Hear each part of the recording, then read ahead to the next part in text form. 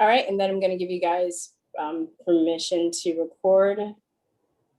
You should have permission to record. Allowed to record. Oh, I did that. You want to? I'm just going to put it allowed to record if you want to. Okay. I don't know if you have I don't know if you guys have a phone, if you'll be able to do it if you're doing it through phone. Okay. So if you want to start recording, you can start recording now. Okay. This is just for your records because I'm going to host this on my channel, but you know how they like to.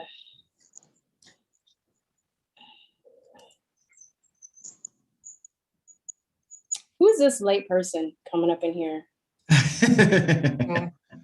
Damn, dude. Black people always gotta be late. I was kidding. Who is this? CP time. Who's this coming up on CP time? Who's this? I can't hear. I can't see. I can't see your face. Who's this? Is that big Kayla? old light right there. Is that Kayla? Yeah. Hey girl, I'm gonna change your name, okay? Can I just put Kayla Truths? Yeah. Okay, for you, I don't care, but I'm just saying for your visibility, it's really kind of hard to see your face. You might want to change your lighting, but we're just about to get started here. I'm not showing my face because it's 8 o'clock here in California. Girl, that's fine. That's fine. That's fine. I'm gonna just rename. I'm gonna rename. Okay. Oh, that's right. It's early. All right. Kaila. I'm doing this for you. Only for you. Kaila. Yeah, and Truth. TRUTHS, right? Just Truth. TRUTH. Okay. No. Okay. All right. All right. I didn't know you could do that. I know. I just found out. Oh, you did? Too. Okay. Yeah. Okay. All right, guys. All right. Welcome. I wanted to make this meeting in response to that horrific propaganda video that was done talking about the insurgents in the Capitol and then painting them all as white supremacists. And some of us actually were there documenting the situation and observing, and we knew that wasn't true. And I literally was watching that video with my mouth hanging open, like, is this shit for real? Like, who does this? I cannot believe it. And then some of my white friends were like, one of my white girlfriends, she was like, I was scared. Like, it like freaked her out because we're like trying to, you know, basically saying we're coming after you, and they're painting all these pictures of like white people as being, you know, like these like rabid, crazy racists, which isn't true. The Trump supporters, and we know that because we've gone to rallies, we've spoken to people, we have friends. And I'm not really one to really play the race card, I would say, but in this case, I think this is a card that has to be played because they need to see that there are people that are not white that disagree with this. So, would you guys go around and give your name and the handle that you want people to reach you at, and then I'll put the links in the description after too. So I'm Verstine Henry, co-founder of truthertalk. You can reach me at truthertalk on most social media or truthertalk.com, truthertalk on Facebook. So go on. Axel. I'm Axel, and you can reach me at axtruth on at my website, axtruth.com, and also on BitChute at axtruth and Rumble axtruth. YouTube I have several channels, but right now I'm streaming on axtruth Rebirth over there now. Okay. Prometheus? Oh, sorry, Prometheus? Yeah, hey, Prometheus Hatchet. I have a YouTube channel. It's called Prometheus Unchained. Check it out. I got a lot of old videos that might enlighten you a bit. And you could just check me out on Twitter, LightandFire33. And that's it. My Facebook's been deactivated without reason. So that's all I got. That's shocking. Oh, wow. Christopher? Yeah, Christopher Wright. You can find me on YouTube under the Christopher Wright Show, and that's my handle or just Chris Wright Show on other net platforms and social media. But if you just look up Christopher Wright, nyc.com, that's my homepage. You can just find me on Google, Christopher Wright, with like Wright Brothers with a W, and you should be able to find me somewhere out there. Okay, Inonge? Inonge Kabele. I have a YouTube channel called Questioning Thoughts. That's Oh, okay. it. Oh yeah. Maurice, Momo. All right. Yes, Maurice Delk. You can find me on YouTube. I got about 4 channels, but I got a main channel. You can go to my main channel right there, Maurice Delk. I'm on Twitter. I'm on Facebook. I'm on Periscope. I'm on Parler. I'm everywhere. You can just Google me up. You'll find me somewhere. Okay, got you. All right, a third eye. Yeah, I'm Rod D. My YouTube channel is Third Eye Philosophy. My Instagram is Third Eye Patriot. It's third.I.patriot. And my Facebook is Freethinker. So yeah, mainly I'm on Freethinker on Facebook and Instagram because I've always been on Facebook. I mean, Facebook is, but yeah, I used to live in New York. I live in Virginia now. I moved to a more conservative area. Got out of the city. We all know how that is. Oh, dude, yeah. Good for you. Oh, Smart man, And, smart man. I'm trying to honestly, get I'm living a out. lot. I'm trying to get out too. Oh, I'm trying to get out too. Oh, everybody's trying to escape. We're refugees. I left 2 years ago. Yeah. Oh wow, yeah, I haven't Oh, spoken wow. to you in a while. Last time I spoke to you in New York, so I'm happy for you. You Congratulations. broke free. You left the plantation. Now I gotta deal with Ralph Northam. So. Oh no! Oh Oh Lord. Yeah. One devil to another. yeah, yeah. All right, cool. Citizen. Yeah, I go by Citizen Man. You can find me on YouTube at Citizen Man TV. Also on Instagram at Citizen_Man 1218. Yeah. I'm from upstate New York, but I live in Florida. So I got a little bit of experience living in the North, living in the South, the different dynamics, the mindsets of people. And what I found was you find a lot more racist people around liberals, oddly enough. Oh yeah, that's But what. that's just my opinion. Yeah, Can it's you guys hear me sarcastic. okay? Well, You your still audio- sound like you have a bit of a stroke or something. Like it's like I can hear you, but it's very like Is my audio bad? slowed. It's slowed down. Yeah, it's Like your speech is slowed And your down. screen also is buffering. Your screen is buffering. So I think it's a connection issue because your screen is freezing up too. All right, Kayla. Yes, hi, everybody. Kayla from California. I'm in hot Cali, illegal immigrant land. You can find me on Facebook, Instagram under Kayla Truce. You can find my new show, USA Talk to Kayla, Free Speech Social Network, on YouTube, Rumble, BitChute, Telegram, Gab, MeWe, and Twitter. Although I don't use Twitter much because I don't, that whole situation. But yeah, so either Kayla Truce or you can find me under USA Free Speech Social Network. Okay, cool. Red Pill. Hey everyone. Also California girl looking to relocate. Anyway, Okay. I'm basically Red Pill Rage on all platforms, and like my other sister from California, I'm on all the platforms: Twitter, Gab, BitChute, Library, Periscope, Twitter, TikTok, News Clapper. I mean, you name it, I'm on there at Red Pill Rage. My website is currently under construction. However, you guys can come visit that at a later date, redpillrage.net. All right, awesome. All right, so let's begin. I just started the question. What's that noise? These questions were written by Inonge Kabele. And I thought we should just have questions just to kind of keep some sort of semblance, but it's probably going to span off into other things just regarding the situation, what's going on. So I thought that video was bullshit. It was bullshit. Anyway, let's just go to the questions. What are your feelings about the video? I just said mine. What's yours? We'll just kind of go in order as we see on the screen, I guess, unless somebody's interested to go first. What did you guys think when you first saw the video? After you on the screen. Huh?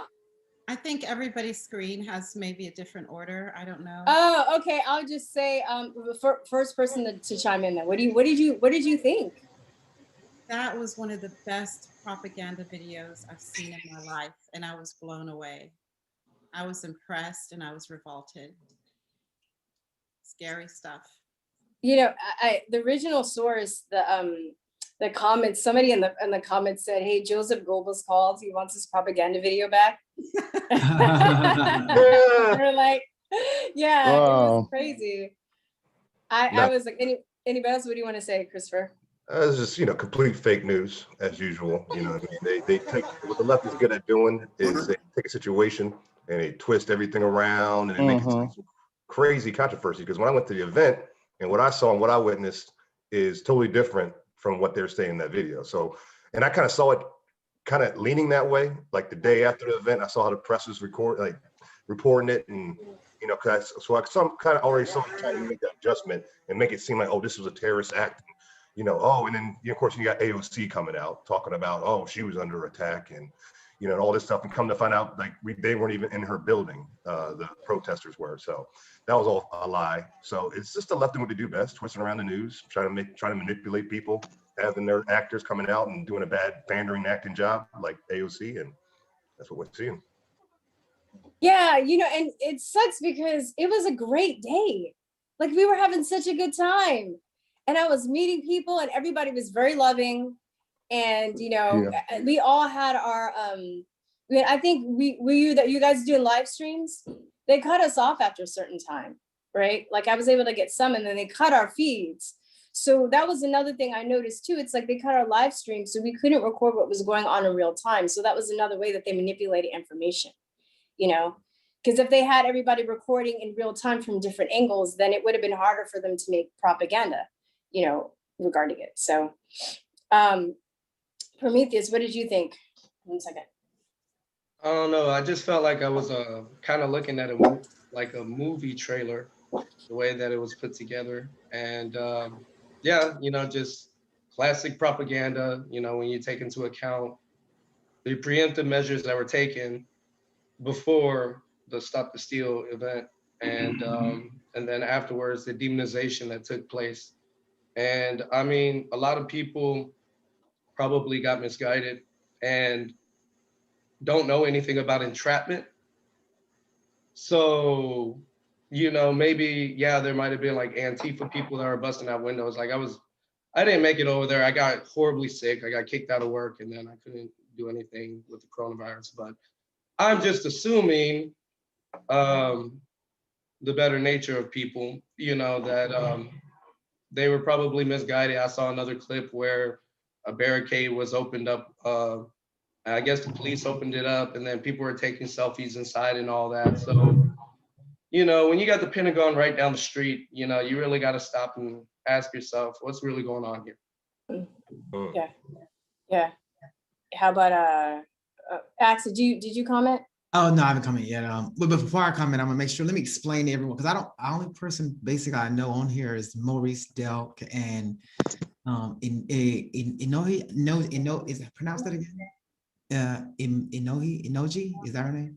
Well, Inonge, yeah, from when she was with you going to. So I don't know everybody on here. So this nose is my shtick. If you have never seen any of my works, my shtick, I wear it for it's a brand. That's not really your nose. It's not my nose, and it's but the nose. So I just want to make sure. Never known, bro. I don't people say, well, why does he wear that? It's my shtick. That's all it is. I call him Humpty Hump. It was Humpty Hump, whatever you want.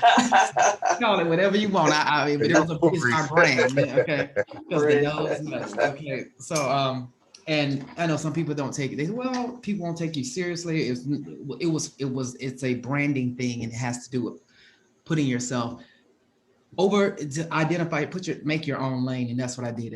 I did it for that reason alone, and it worked. That's why I'm chased around on the internet and barred everywhere, and YouTube just I messed up their algorithm there as far as getting subscribers, and they're attacking all my channels. So it is what it is. But I'm gonna say what I thought about the videos.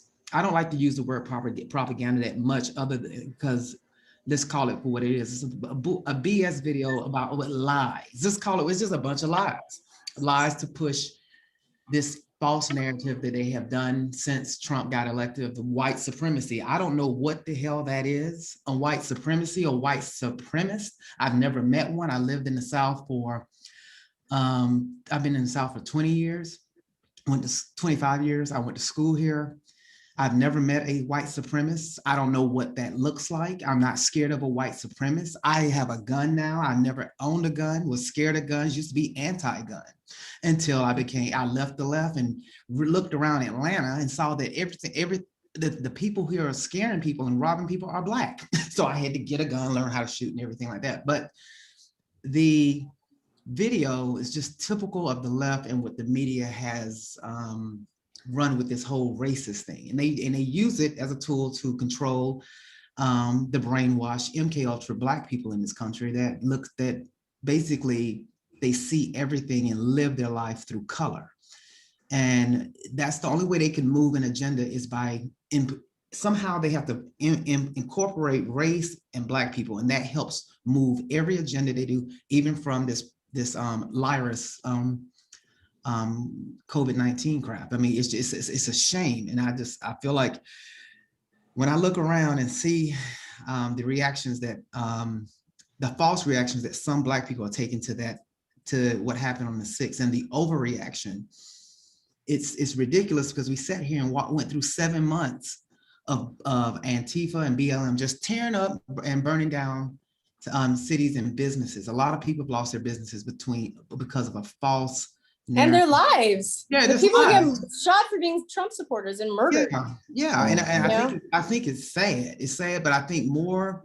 I like to say non-white conservatives, because I don't believe in going with your skin color. Just non-white, because there's so many non-white conservatives that support this president, and it's just a complete lie, because Trump won so overwhelmingly. I believe, because I live in Atlanta and I wear Trump hats around here everywhere. I don't get any problems, especially from Black people. And I think a lot of Black people support him, just won't say anything because of the mentality of others. That's what I think. So it was really well put. Mo, what were your thoughts on the video?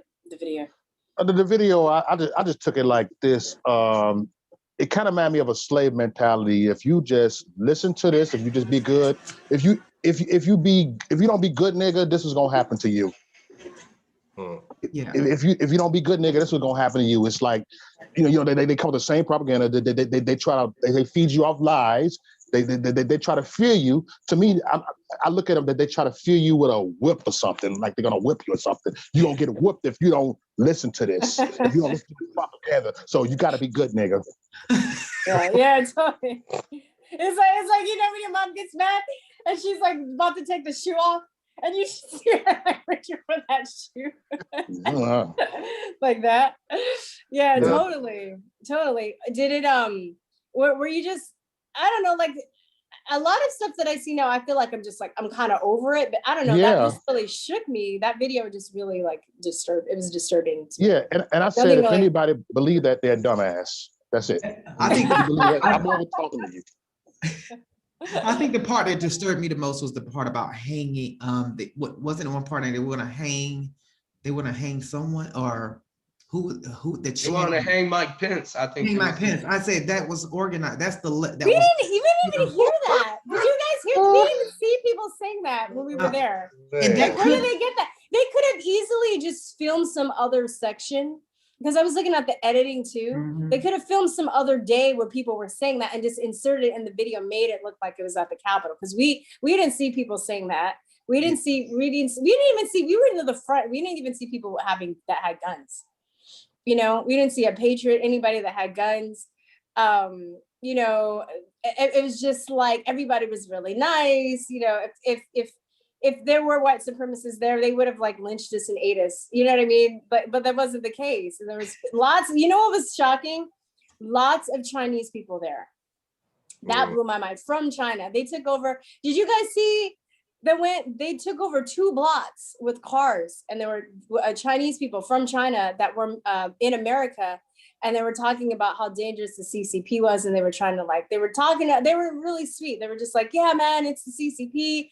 They're dangerous. Like, they've done this to China, and they're trying to do it to you guys. We're just trying to warn you. I mean, so, I mean, but you didn't see that. They didn't show that, right? Mm-hmm. But the white supremacists, you know, that doesn't match their narrative. So, third eye, what were your thoughts? I was irritated, and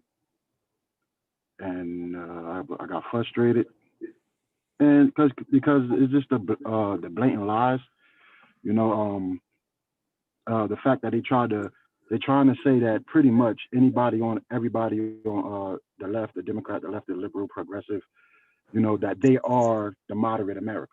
Like, they trying to paint it like they are the American people, and that anybody that was a Trump supporter is a insurgent or some type of domestic terrorist, which is, they have no proof for this stuff, but they go ahead and run with that narrative. We all know, like, they keep lying, it becomes the truth, especially in the eyes of the people from the left. So after seeing that, I mean, it's not really much of a shock, because even in 2014, I said that they're going to turn the government against the patriots, and the patriots is going to be against the establishment, and that's pretty much the end game, you know, as far as us pretty much being the resistance once again. So I shared it. I shared it on my social media. All of my social media collectively, I reached over 4 or 5 million people, but this is throughout years of having it. You know, and I told them, I said, check this video out, make sure y'all thumbs down. If you can say, you can thumbs up, tell everybody, hey, thumbs up my video, you can tell people thumbs video down too. So that's pretty much what I did. To check it out, thumbs it down, and if you look at it, they got more thumbs down than thumbs up. Oh yeah, and the comment section is glorious. Is glorious. Yes, yeah. It is. But the thing that's disturbing to me is that the news is running with this rhetoric too. And they're trying to say that we're going to make lists, we're going to come after you. These people, we need to deprogram the Trump supporters. They need to be re-educated. I'm like, oh, I didn't know we were in Germany. I didn't know this was China. CCP. You know? Huh?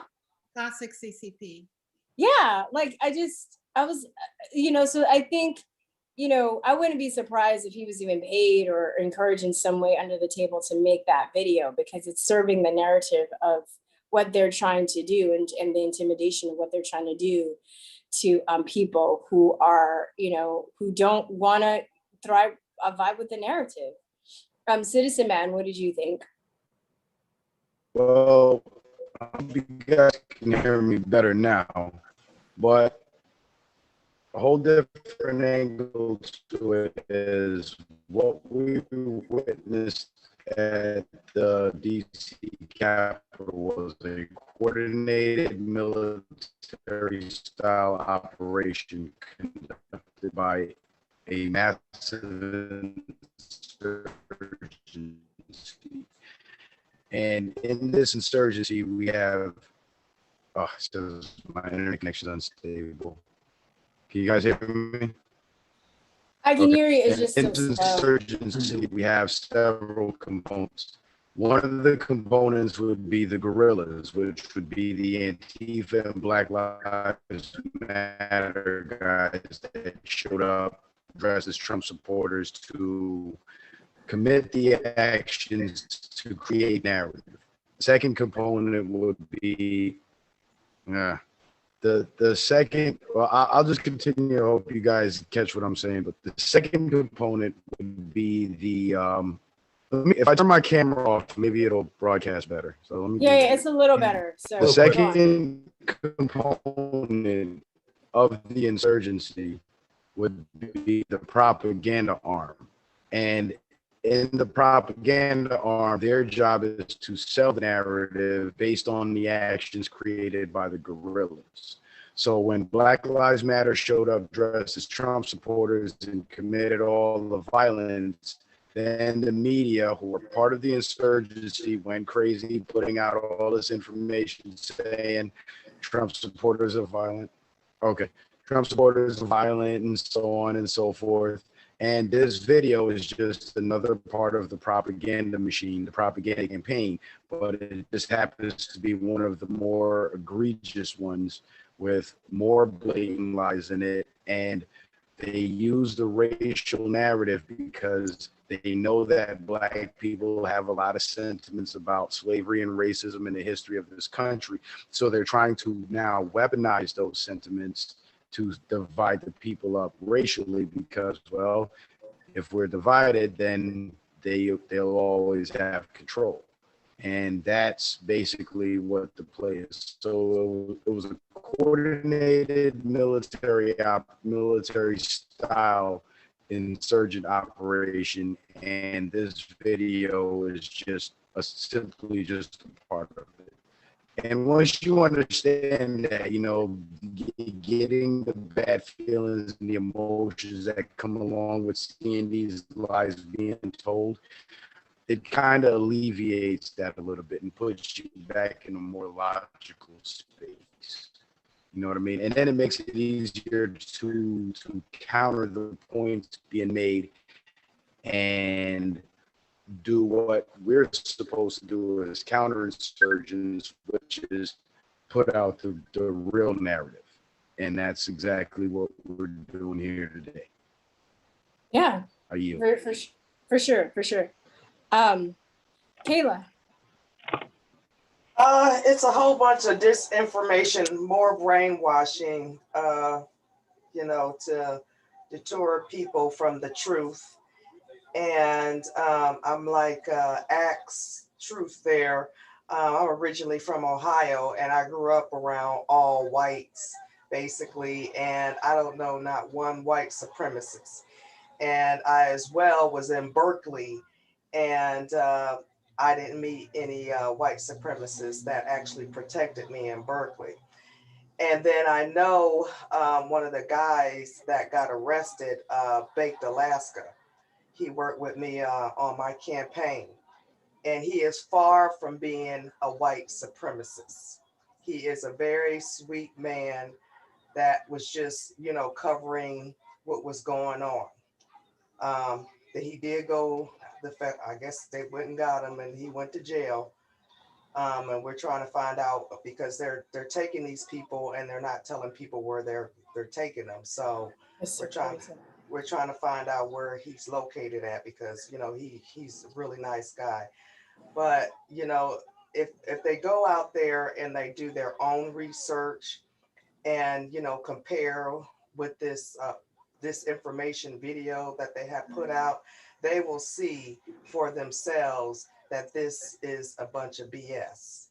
And the truth is in the news, the CNN, the MSNBC, they're not going to put the true news out there. You have to go and look at other platforms to get the truth. So, you know, this is what people need to do, instead of just looking at one video and taking it as the Bible truth. So I thought that, you know, was, you know, very disrespectful. You know, the American people were there to voice their opinions. They're not happy with what's going on in our country. And they were, you know, out there as freedom fighters, you know, so, but of course the left is going to put whatever narrative out there to continue to brainwash the masses. So that's what I thought about it all. Bunch of BS. All right, Rep Hill. Rep Hill. Unmute yourself. Hey, everyone. Hello? What did you think of it? Yeah. This is the question is, what are your feelings about the video? Well, I mean, of course, it definitely, like, everyone's input has been 100% accurate. It was definitely a psyop. We definitely had infiltrators. It was definitely, like Kayla said, like, it was, everything that you guys said is true. You know, they keep bringing up old news. They keep bringing up quotes that Donald Trump said 2, 3, 4 fucking years ago that have already been debunked. You know, they keep bringing up the Proud Boys. They put Enrique Tarrio's face in the video and he wasn't even there. I mean, this is how freaking desperate they are. They're swinging, they're grasping at straws to extract every little bit of potential racism that there could have been. And, you know, the craziest thing about, you know, where I was positioned, and I don't want to say too much now, but the craziest thing about where I was positioned in the rally, it just was appalling to me, because on our side of the building, it was nothing but cops shooting tear gas at us and hitting us with rubber bullets.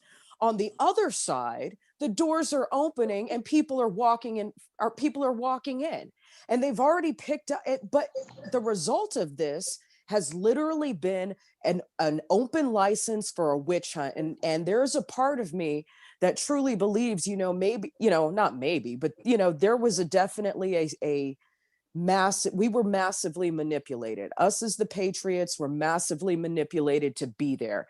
They needed to have agitators. They needed to have Antifa in there, because they know Patriots don't have those kind of morals, don't have that lack of morals. You know, they know that we don't really want to fight cops. We're not trying to fight cops. You know, are there a few anarchists and libertarians on the conservative side? Yeah, but even they don't want to fight. Not really. You know, so that wasn't the energy that I felt. That wasn't what I saw. I'm sick and tired. You guys are, you know, if you know anything about my channel, you know, I rock with the Proud Boys quite a bit. You know, I'm constantly defending them. Your boy. Yeah. They protected me in You Berkeley. mean you rock with white supremacists? All the time. All the fucking time. They throw the best parties, man. They have the best beer. Girl. Yeah. Okay. Girl. I like the 3%ers too. They're good too. Hey, shout out to all the other white supremacist groups. All right winger in the house. Yeah, White supremacy. White lives matter. White supremacy. White lives matter. Yes. Oh man, we're all gonna get picked up now.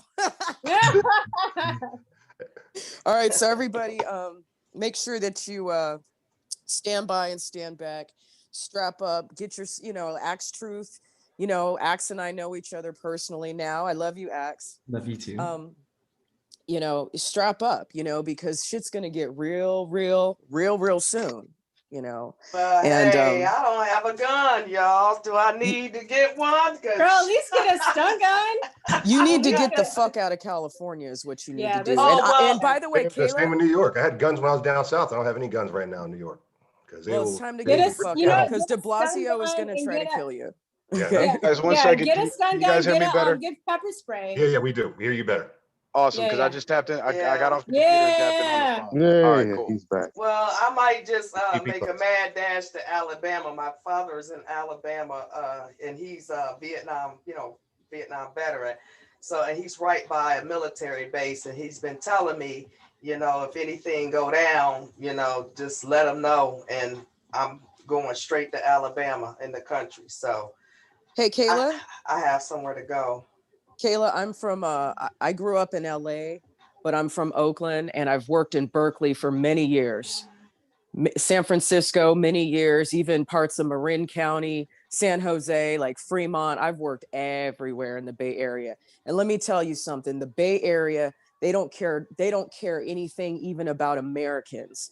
So all this Black Lives Matter bullshit is a joke. Look at Hunter's Point. Look at Hunter's Point. Look at Bayview. I fucking work across the street, or my last job before COVID, I worked across the street from a damn methadone clinic right there on 3rd and Carroll. You know what I mean? Oh, well, I'm a homeless women's advocate for Skid Row, so you don't have to tell me nothing. I already know what you're talking about. Okay. So where's all the, you know, it's like you go to Soma, you go to the Mission District, you go to Market Street, everything's Black Lives Matter everywhere. But look who's strung out on the BART station. Black people. Black people. 95% of Skid Row. Who? Black people. Yeah. Where's the money, Black Lives Matter? Why don't you put some of that 30 million toward taking care of some of these problems, and then maybe I'll give you a chance. But until then, they're a motherfucking terrorist group. Fucking I'm sorry, any only good commie is a dead commie. These are bona fide communists and they need to go. Right. Yeah. That is Nazis. 100%, Yeah. 100% I went cold to slap off when they talking about they was ready to give them a Nobel Peace Prize. I was like, they ain't did jack diddly squat for these people down here, their own people who are black. No, they homeless, 95% Skid Row. They're down here dying, living in tents, sleeping on hard concrete. And like you got the methadone clinic is right around the corner where they can get their needles. Rats running in and out of the tents. They got typhus disease. And y'all talking about Black Lives Matter. I said, get the heck on up out of here. Y'all done lost y'all's everlasting mind. Well, Girls, black women ended up dead in their tents. Okay, they dying left and right. Ain't nobody covering it. Ain't nobody saying nothing. And I'm like, y'all got the nerve to sit up there and talk about Black Lives Matter. Get on up out of here. No, I just don't agree with that. And you know, and it pisses me off because I know a lot of the people down there and they're good people because what they have done, they let these illegal immigrants come here. They done took over all the public housing. They pushed all the black people from, they done wiped out Watts, put in illegal immigrants. They done wiped out Compton, put in illegal immigrants. They done wiped out Inglewood, put in illegal immigrants, and Maxine Waters district. That's why I was running against her, because those black people were tired of these people coming from different countries and taking over their communities. And some of these families have been there all their lives. And you know, they wanted to keep their community for their grandkids and their great-great-grandkids. And Maxine Waters and all the rest of them, the corrupt politicians, Democrats, let all these illegal immigrants come in, push the black people out, and put them out on the street homeless. And talk about, and then they want to push that narrative, oh, they want to be down there. That's a bunch of BS, okay? Because there's veterans down there who are black, U.S. veterans that fought for this country. They're down there. They got these people down there homeless and starving, and they're going to talk about Black Lives Matter. No, it does not. Chime in? Can I just chime in on that point really quick? Yeah, sister? go for it. Yeah. Yeah, that she's making some really excellent points.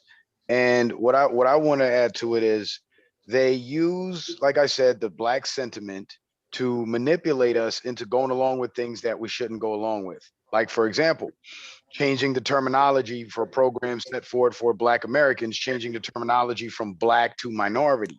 See, when they changed it from Black to minority, we foolishly accepted it, not knowing that accepting the minority label would be accepting everybody from around the world who was not white, which would end up putting us at the bottom of the food chain anyway. Right. Malcolm X said it in 1963. He said the liberal is more dangerous than the conservative because the liberal pretends to be the Negro's friend and benefactor when he's simply just using the Negro for political gain. And that's literally what they're doing. And now they're replacing us with the illegal immigrants because so many of us are starting to wake up to their nonsense that they can't control us en masse like they once used to. So now they're bringing in these foreign populations who are oblivious to the dynamics that are actually taking place here with the Black people being squeezed out, and they're taking advantage of all these minority programs and so on. There used to be a time when the SBA had funding set aside for Black owned businesses. They changed it from Black owned to minority owned. You know what I'm saying? So, you know, white business owners would put their wives' names on the paperwork and women would be considered a minority. Thus, the Black business owners lose out to white business owners because of the minority label, and the same thing with other foreigners. And what we have to do is, first things first, is we have to find our identity.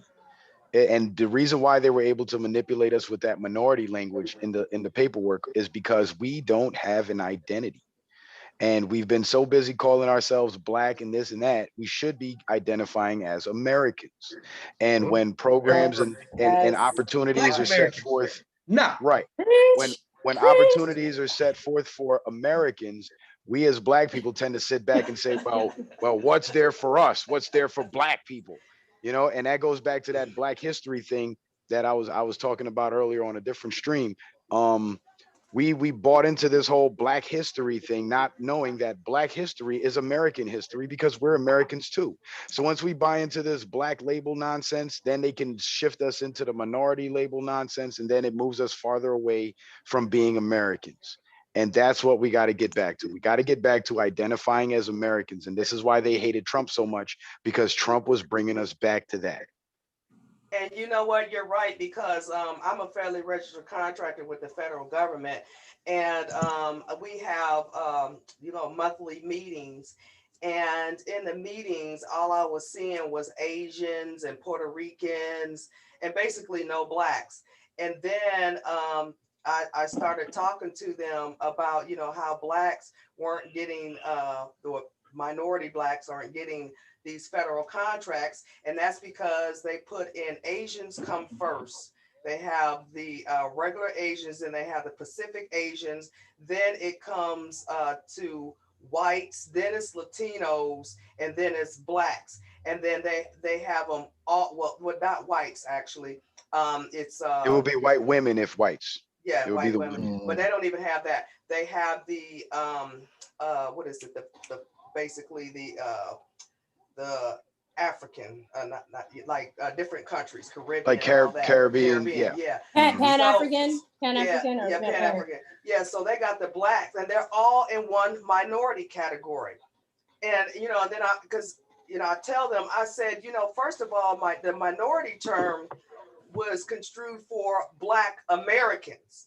Not all of these people that have migrated from around the world, that they have now glopped into this minority category, which is wiping out the Black American race.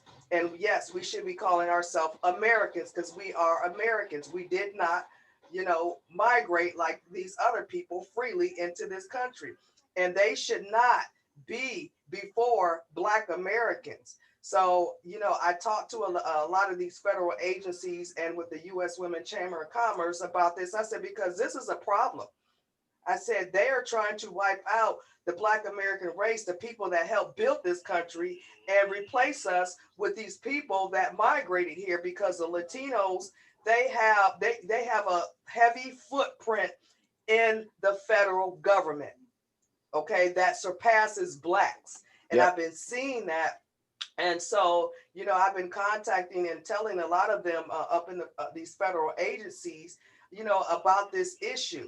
But of course, mum's the word, because all of them are working in the federal government. That's the problem. These foreign migrant people are in these high positions in the federal government.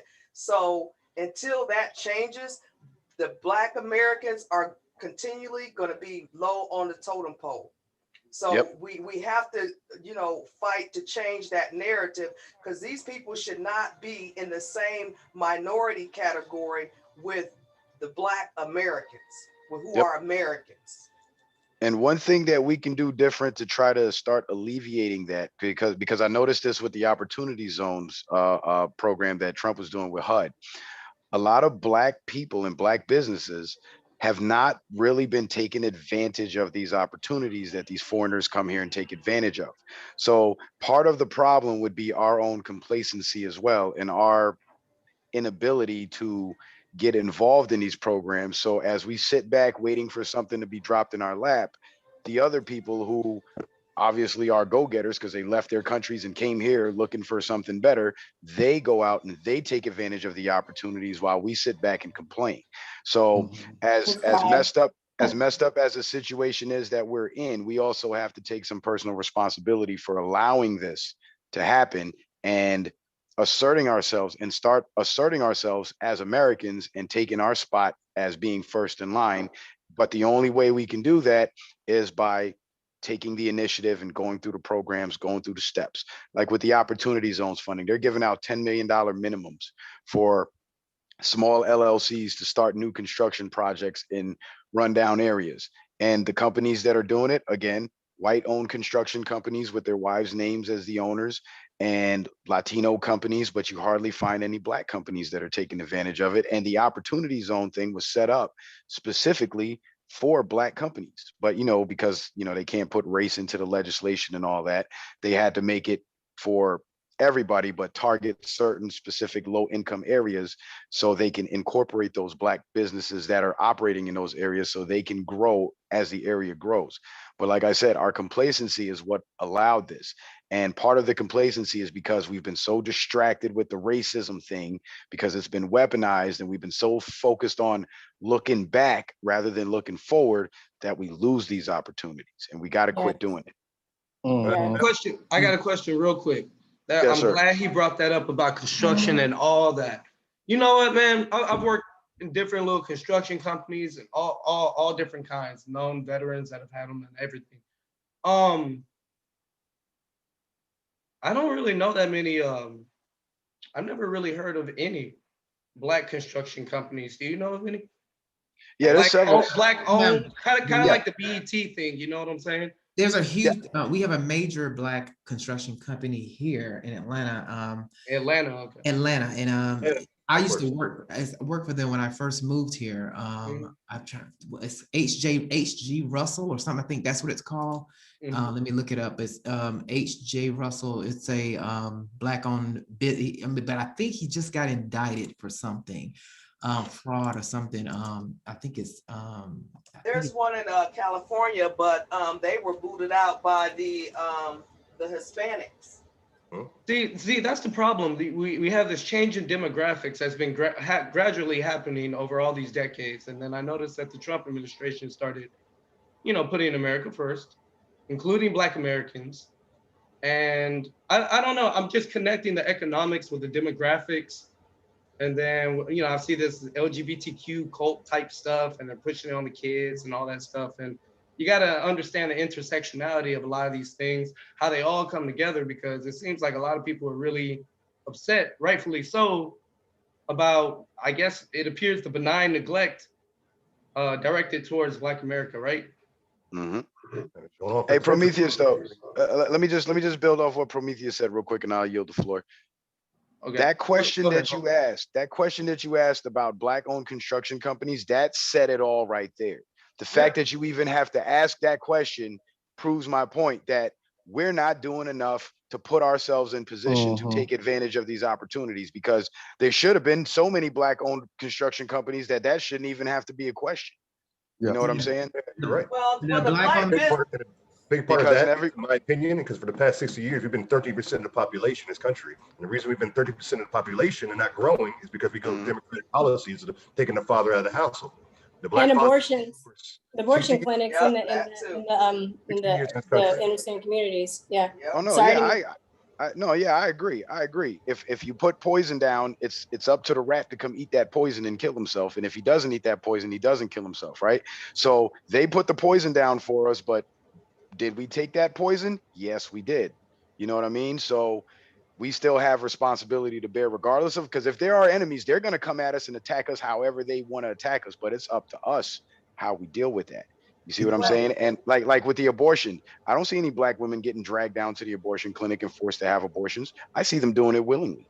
And I see Black women, basically here in Georgia, fighting for that right for abortion. Like Erica, the woman who lied about the man, told her to go back to the bald-headed Black woman that was, I think that's Erica. I can't think of her last name, but she's a House member. You gotta write a bald-headed Black woman. Leave it at that. Bald-headed Black woman. That she was the sad part about it. She was advocating. She was at the Capitol yelling about Governor Kemp passing the heartbeat bill. And at the same time, I didn't know, her name was Erica Wright, I think that's her name.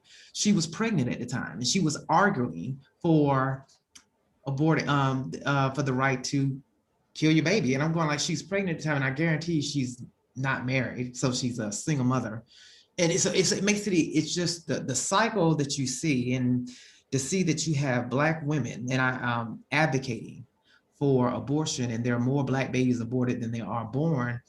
That's genocide. That's Black genocide. Black genocide is being sponsored and co-authored by the Democrat Party and the white liberal. and the Black church. See, the thing is, this all goes back to the Black church. You have to go Don't forget the exactly Black there. church. Definitely don't forget that Black I'm church. gonna go Oh, straight don't there. get me started on that. Oh, When don't it- get me okay. Well, Don't get me yeah. Cha-ba-ba-ba-ba-ba. I put it all on the Black Hallelujah. church because they are considered the leaders or whatever the case. And in my lifetime, I've not seen the Black church do anything other than pass around a collection plate. And that is it. Wow. You know, so when I look at that and I say, Glory. and here we go, every 4 years, you got these, you know, it's some kind of movement, and you see this movement, Black people in this movement. I'm like, well, what movement? And then I look at videos, and I'm not that old, but old enough to go back and look at what happened in the 60s and 70s. And I started looking at some of that stuff recently. And I said, what, this is the exact same shit y'all doing today that you did 50 years ago. You're still doing it, and nothing's come of it. You know, it seemed at some point, it just seemed to me that Black people wake up and realize you're wasting a lot of time being angry about something that happened a long time ago, instead of focusing on today and working together. The only time I see Black people in unity is when they're talking about whitey and talking about racism. That's it. But anything else, there's no unity with Blacks, and especially when it comes to this YouTube thing too. I noticed that after I got on it, and I started looking at, you know, because most Blacks do entertainment on there, and I ran across this video where this Black guy said that, you know, once you get over 10,000 subscribers on YouTube, that you will be attacked, and you will be attacked as from other Blacks and flag. And that's what happened to my main channel. They'll flag you because they don't appreciate anyone that's growing. It's the envy that comes in, and they start tearing you down. That's not your real nose. Huh? Oh yeah, I mean, it's in my nose. They start tearing you down because you come in with a different concept. You start growing, regardless if they like it or not. And then, you know, Black people are their own worst enemy. Just put it that way. And until that part is straightened out, I can't get with the Black thing. I just don't do that. Don't put me in that category. I don't do it. I don't do this. We as Blacks, ain't no we as Blacks, because we as Blacks ain't never done anything for me. Any job I went and got, I got it on my own. When I got promoted on my own. It wasn't because I was Black. I didn't get promoted because I was Black. None of that shit. It has nothing to do with it. But like the guy that said that, you know, you have these opportunities out here, and if you don't take advantage of it, you just sit there and wait for something to be handed to you. That's just not how it will go. And then on top of that, education has to do with it, your credit and all these things. And it's all about knowledge on what you know how to do. And there's just a complete lack of knowledge in the Black community altogether. Yes. And the boule class of celebrities, they don't never address it. There's no reason. Yeah. It wasn't brought up the Black construction company. The fact that you have to ask that question, I looked it up as H.J. Russell. It's a large company. It's the largest, I guess, the only Black construction company in the country. I used to work for them when I first got here, a part-time job. And when I worked there, I can tell you, I knew I wasn't going to work there long, because I was part-time waiting to go full-time, but the pay wasn't good. The benefits wasn't good. I mean, and it was just, I said, I better go work for the Fortune 500 for the white man to get what I need, because this company's not it. It was just it was a complete struggle. Well, that's because, you know, people need to realize as well, they systematically set up Black businesses to fail. They don't give them the resources to grow like they would a Fortune 500 white-owned corporation, and as well as a Hispanic business. So Black business owners are set up to fail, because I was on, you know, during all this COVID stuff, last year, I was on a call with the National Black Chamber of Commerce, and that was one of the things that was discussed about, you know, a lot of these Black business owners did not get the PPP loans.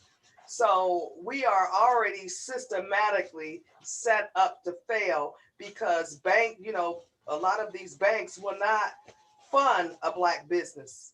They will fund a white business, or, you know, an Asian business, or a Hispanic business, but not a Black-owned business. And that as well goes as far as the federal contracts. The federal contracts goes to those other minority races and not, you know, the Black Americans. So the system is already set up to fail in the Black community. That's why they don't have the same opportunities to grow like other, you know, races. Hold on, Exactly. hold on. Sorry, Verstein.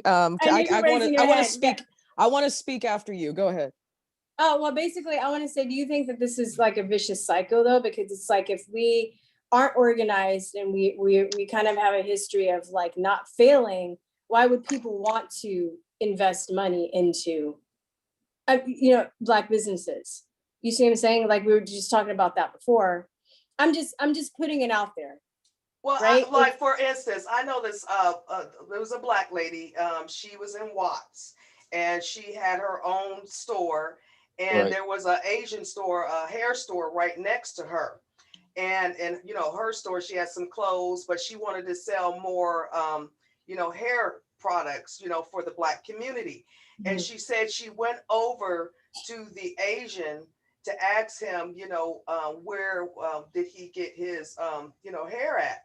And then, because she said she had tried on several occasions to get manufacturers to sell to her, but because of the color of her skin, they would not sell to her. And as well, she said the Asian gentleman would not help her. So, you know, things like that, you know. Well, I know. Okay, hold on. They also go and support these Korean stores that treat them like shit. Like one of the reasons. Community. Where's our sense of community? Where's our sense of community? Jews do way better than we do. Look at Jews and how they handle their business. Jews work together. I work for 2 Jewish companies. One thing I learned from them, they got a sense of community that we definitely lack in. Big time. Yeah. So that's kind of my deal. Like, why do you go, like, you know, growing up in South Central, you go to these hair stores and they treat you like you're a fucking criminal, you know? And granted, there are probably people that do go in and steal, but I wasn't like that. But, you know, I made a conscious decision not to go support these Korean stores that treated me like shit. And it's like, you know, they also, like, you know, if one of their stores do bad, they all pool in their money and they support that one store that did bad for that month. They have more of a sense of a community and stuff that we do. So there's part of me, I get that. And I know that I have heard of instances too, especially in the hair community, where people have tried to, like, you know, like where the Koreans have basically pushed them out of getting products because they won't sell. Hold on. Okay, go ahead. You got your hand raised. Jenny's I'm so excited. I just can't hide it. I'm about to lose control, and I think, all right. So, okay, look. Believe it or not, okay, yes, we can sit here and say that Black businesses are systematically discriminated against, or they've been set up to fail in one way or the other. I'm going to tell you what I see in my industry and what I have seen throughout my life, okay? I've been in the restaurant and hospitality industry for almost 2 decades, about 18 years now, okay? I'm 38, all right? Every time I've worked for a Black chef, a Black restaurant owner, a Black GM, a Black front of house manager, okay? It's not the color of their skin that makes them fail. It's poor leadership, it's poor business sense, it's poor skills. You see, this is what the community needs to understand. Not everything is for everybody. So let's take, for example, the PPP loan. It's not just because Blacks weren't being denied the COVID relief PPP loan specifically of the color of their skin. You know why they were? Because they had bad or no business credit. Okay, there are sometimes other factors that come into play here. Let's take the example of the Black store owner. Okay, listen, you already know Asians are going to take care of themselves. So when you come into this business, you better be fucking prepared to fight for what you need to fight for. So if that means that she needs to hire somebody or put somebody on her board or incorporate her business name under some other business name and have some Asian person come in and get those fucking connections, that's what the fuck you need to do. You see, there's a lack of business sense. There's a lack of tenacity. There's a lack of experience when it comes to Black business owners. Now, if you go work in the hair industry for 5-10 years and you're doing hair shows and you make the connections, you can probably get what you need to get. But if you just decided one day, I'm going to take my savings and or borrow money from mama and them and daddy and them, okay, and then just decide to open a business without a goddamn business plan, yeah, you're going to fail. Okay, and this is something Axe Truth, it's kind of funny. This is how Axe Truth first kind of noticed me, because I'd sent him a video about this very subject in terms of Black business owners in the beverage space kind of feeling like they're a little bit more entitled than what they are. Okay, there's this idea that somehow because Blacks make up 13% of the population, they need to be 13% of doctors, 13% of lawyers, 13% of teachers, 13% of cops, 13% of entrepreneurs. Well, I'm sorry, if you don't have the desire to succeed, or if you don't have the tenacity to critically solve problems, if you don't go work in an industry for a while before you decide to open your own business, see, that's the other problem. Blacks just want to work for themselves because they don't want to work for anyone else. Well, guess what? Sometimes you got to work for other people. You got to go learn. You know what? Didn't somebody mention they work for 2 Jewish companies? I bet you learned a lot about money. I bet you learned a lot about invoicing. I started investing. First time in my life I started investing was for a Jewish company. You taught me how to invest. And I bet you got a lot of self-respect and experience out of that, didn't you? Definitely did. And I got a lot of offers for jobs after that as well, because the Jewish people see that I work for their company, that they know the people that own that company. That's his community. I'm a part of that community when it comes to the work. So you're saying you got a little clout too? Exactly. The Jews gave you a little clout. Well, guess what? I've been working for white men and Hispanic men my entire career. And the only reason that I'm as good as I am and I can be fucking Top Chef San Francisco is because guess what? I worked for them. I kept my mouth shut, eyes open, do what you're told, keep your ears open, listen, pay attention. Gee, within 6 years now, I'm a manager. How about that? Let me jump in real quick. Next. You know, I kind of agree with you, but on that call that I was on with the National Black Chamber of Commerce, it was Black legislators, Congress, Board of Supervisors. These were top professional people from all across the United States that was on this big conference call. So they were complaining about them not getting, in the Black community, not getting the PPP loans, because we as well had the economic director from the White House on the call as well, because he said, of course he was Caucasian, he said that he wasn't aware of all of this. So after that conference call, then they did funnel a little to the Black community. So, they were, not able to get these PPP loans. So, there was a lot of top elite Blacks that were on this call. So, I understand what you're saying, because, because Black people, once they get a little bit of something, then they start turning their nose up to their own community. So I totally understand what you're saying about that. And go ahead, Axe. Sorry, go ahead, Axe. I mean, I just find that hard to believe that every time I hear them person say, well, Black people weren't getting this PPP loan because they were Black. I find that that's just to me sound like a blanket statement as an excuse, because I know a lot of people who got PPP loans that were Black that got it and they weren't supposed to get it fraudulently, and all that shit's gonna come out. All these people who took advantage of these government programs from PPP and the unemployment, filling out that paperwork inaccurately. You have to qualify. You have to qualify and all that. So I can't buy that because of the race thing, because they don't ask on there, what's your race on the application? I know it don't ask that. Yeah. So, you know, and when it comes to Black businesses, you know, and I think what Red Pill Rage was basically saying, you know, the marketplace is where you compete. There's no such thing as a Black business. I hate that word because there's no reason I'm going to support a business because it's a Black owner. That's dumb. That's absolutely dumb.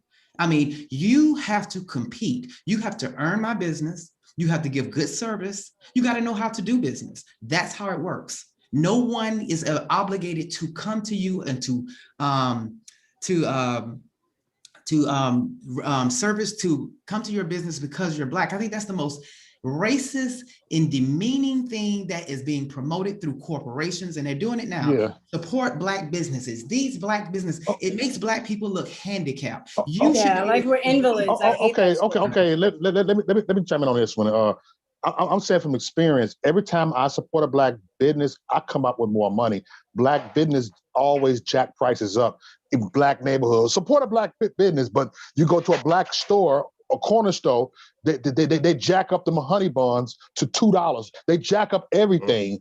I'm dead serious. You end up coming up out of more money supporting Black business, and you still trying to, you know what I'm saying, make ends meet over here too. So I personally think a lot of Black business are ripoffs. I'd like to say something. I think that the whole thing is a psychological manipulation. In the United, can you hear me? It's to put you in the victim zone and then to take advantage of it. Okay, can you hear me? So that's what they do. Support Black businesses is just to make you feel like if you don't go and buy their products or service, that you don't support Black people. So it puts you in a position where it's like a victimized thing. You know what I'm saying? Where almost like a bullying tactic. I have to. It is a bullying tactic. Psychological bullying. Yeah. It is a bullying tactic.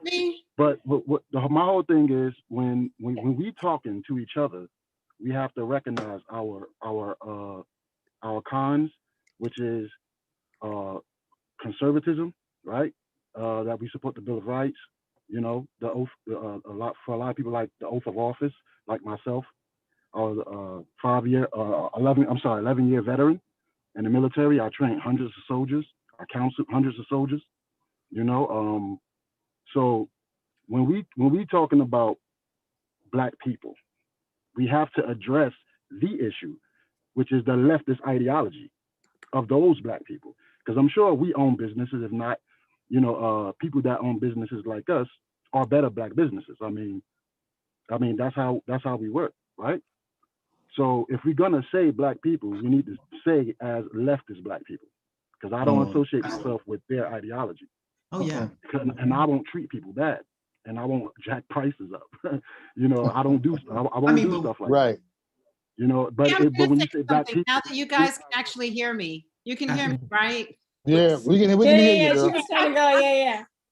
Before I forget my thought, my theory is that Blacks in America have been experimented on since probably the 1960s. There's been this long-lasting experiment, psychological manipulation on us through the education system. What can we do to people to make them hate themselves? And now they've refined all of these different experiments on us. They're rolling it out with the coronavirus on the rest of the country. I wasn't born and raised in the States. My mom is Black American from Austin, Texas. That's where I am right now. But I grew up in Africa. My dad is South African, and I mostly grew up in Lesotho. And I started coming to school here when I was 12. I mean, there was like 1 year I came to school when I was younger, but seriously. And I went to Howard University, and that's the first time I encountered Black people who were talking about the man, right? So it's like I'm walking down the street and there are these brothers and they're like, yeah, the man. And I was like, the man, you know, capital M. I was like, who's the man? Like, I didn't understand. Where is it? My introduction to this victim mentality, and it's like a religion to them. And so they were always like, yeah, I would say, they'd say, how you doing, sister? And I'd say, I'm fine, brother, how are you? And they'd say, oh, just trying to survive, trying to stay alive. And I'm like, how do you try to stay alive? Like your body is on automatic, and if somebody attacks you, you're instinctively gonna try to protect yourself. So who tries to stay alive? You know what I mean? So I was introduced to all of these different Marxist concepts that had been, you know, probably since the 1930s brought into the Black community, but they really put it into overdrive in the 1960s. And they have indoctrinated Black people since like really, really tiny, that to see ourselves as victims, to see ourselves as perpetual victims. We come from slavery. We were nothing before that. We'll never be anything. I can't tell you how many times in the Black community, somebody started a new business, right? But they weren't in the room. And the other Black people in the room said, oh, I'm not going to support his business, you know, because Black businesses fail. And then everybody else in the room is nodding, right? So they would actually they would decide right then and there, we're not going to visit so-and-so shop because Black people don't know how to do business. So it's this really, really deeply ingrained self-loathing that Black people have that doesn't even come from us. We're being told, oh yeah, our whole reason for being in America, the whole reason is to bring down white supremacy, right?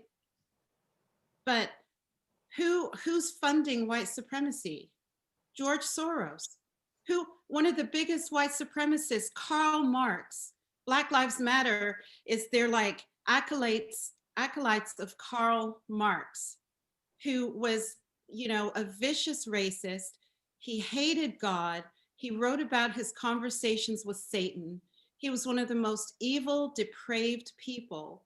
And his theory is responsible for hundreds and millions of people being killed all over the world. And we don't know this, you know, as Black people in the United States, we have absolutely no idea. And then they use this BLM to pump up our egos, and we're up on this pedestal and we're like, yeah, we're getting attention now. Yeah, yeah, yeah. You know, I mean, it's just absolutely evil. It's demonic. And my theory is, if anybody tells me that that group of people are, you know, subhuman, they're stupid, they're backwards, whatever, all that tells me about that person is they're trying to manipulate me, you know? And it's just, it's absolutely tragic because now we're being indoctrinated into feeling like we're the ones with the thin skin, right? I wrote a really long post that Facebook took down twice, and I was talking about Black Lives Matter, and I said, well, you know, in the beginning it was Black Lives Matter, like the life of a Black person is important and it matters.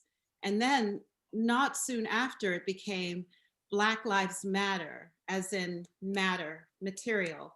Black lives are material. What are materials? Materials are commodities. What are commodities? They're raw materials for building stuff, or maybe they could be cannon fodder. You know what I mean? And it's just, it's like we don't even know who we are. And this whole push to dismantle white supremacy, everything that they're doing is bringing white supremacy into our world. And especially, this really gets me. There's so many educated Black people who they're not educated, right? They're so like, they want to be seen as progressive, you know, like, I'm progressive, I'm modern, I have 3 degrees, I have advanced degrees, I'm educated, I went to an Ivy League university, I know so much. And they're like this, the head and the heart are totally disconnected. I'm the only one that hears a complete idiot when somebody tells me that. I see a complete idiot when they're done talking. I'm like, oh, you're a moron, more than likely. You're brainwashed. Yeah. Yeah. Just because you have degrees don't mean you're educated.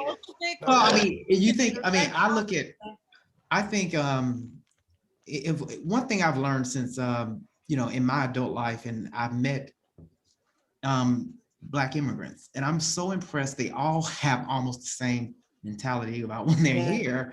I just had an immigrant, he's Jamaican, who fixed my air conditioning here, and he started his own company. He started it here in the South, but he learned his craft in New York when he immigrated here and worked for an air conditioning company owned by a Jew. And then he came here and he opened up his own business. And he talked about how long he'd been here. He's been here 28 years, have 8 kids, and he's never had a government handout.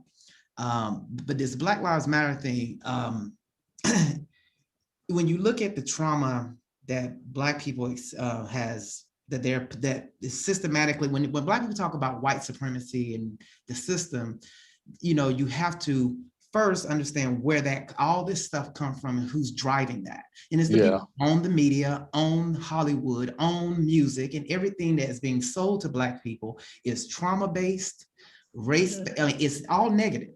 And for Black people to say Black people got so much education here, the smart ones buy into the victimhood and resell it, just like the boule class of celebrity. They sell victimhood, and this Black thing is that it's a handicap to you and something is stopping you because of your color, your skin, but everybody else who's talking this shit, they're successful. Like the immigrant, now this one immigrant, she's a Black female, she's on Real Housewives of Potomac. She was here only this year, and she talked about her 4 degrees. She's from Nigeria, but I look at her as a phony, and I know she's a phony because it's her job to promote leftist ideology. I don't even think she signs on to it. I think she voted for Trump, but that's her job, you know, to sell that. To sell that destructive death ideology. I call it they selling a death ideology to Black people, because everything that's coming from the left and Black Lives Matter is strictly Black genocide. We had more murders in this country, in this country's history last year, in the year of Black Lives Matter, and those deaths and those murders were Black by Black. Yep. Who's going to address that? What intellectual and what celebrity is going to say, hey, wait a minute here, we have a real problem here?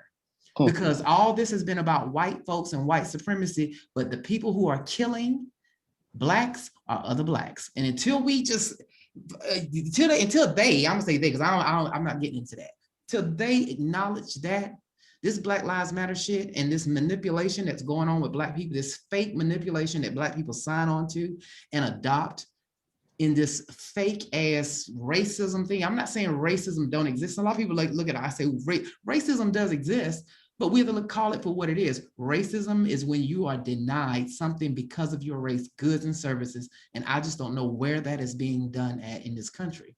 So it's always a fallback and a crutch until Black people get that kick that crutch away and realize you got to come out, you got to fight, you got to compete, and you got to get out here and compete and stop with the, oh, because I'm Black, this is how I'm gonna be perceived. Or are they gonna stop me from here, stop me from doing this? The crabs in the bucket, the crabs in the bucket problem that Black people, that I see what goes on in the Black community, you can see it here on YouTube, is embedded.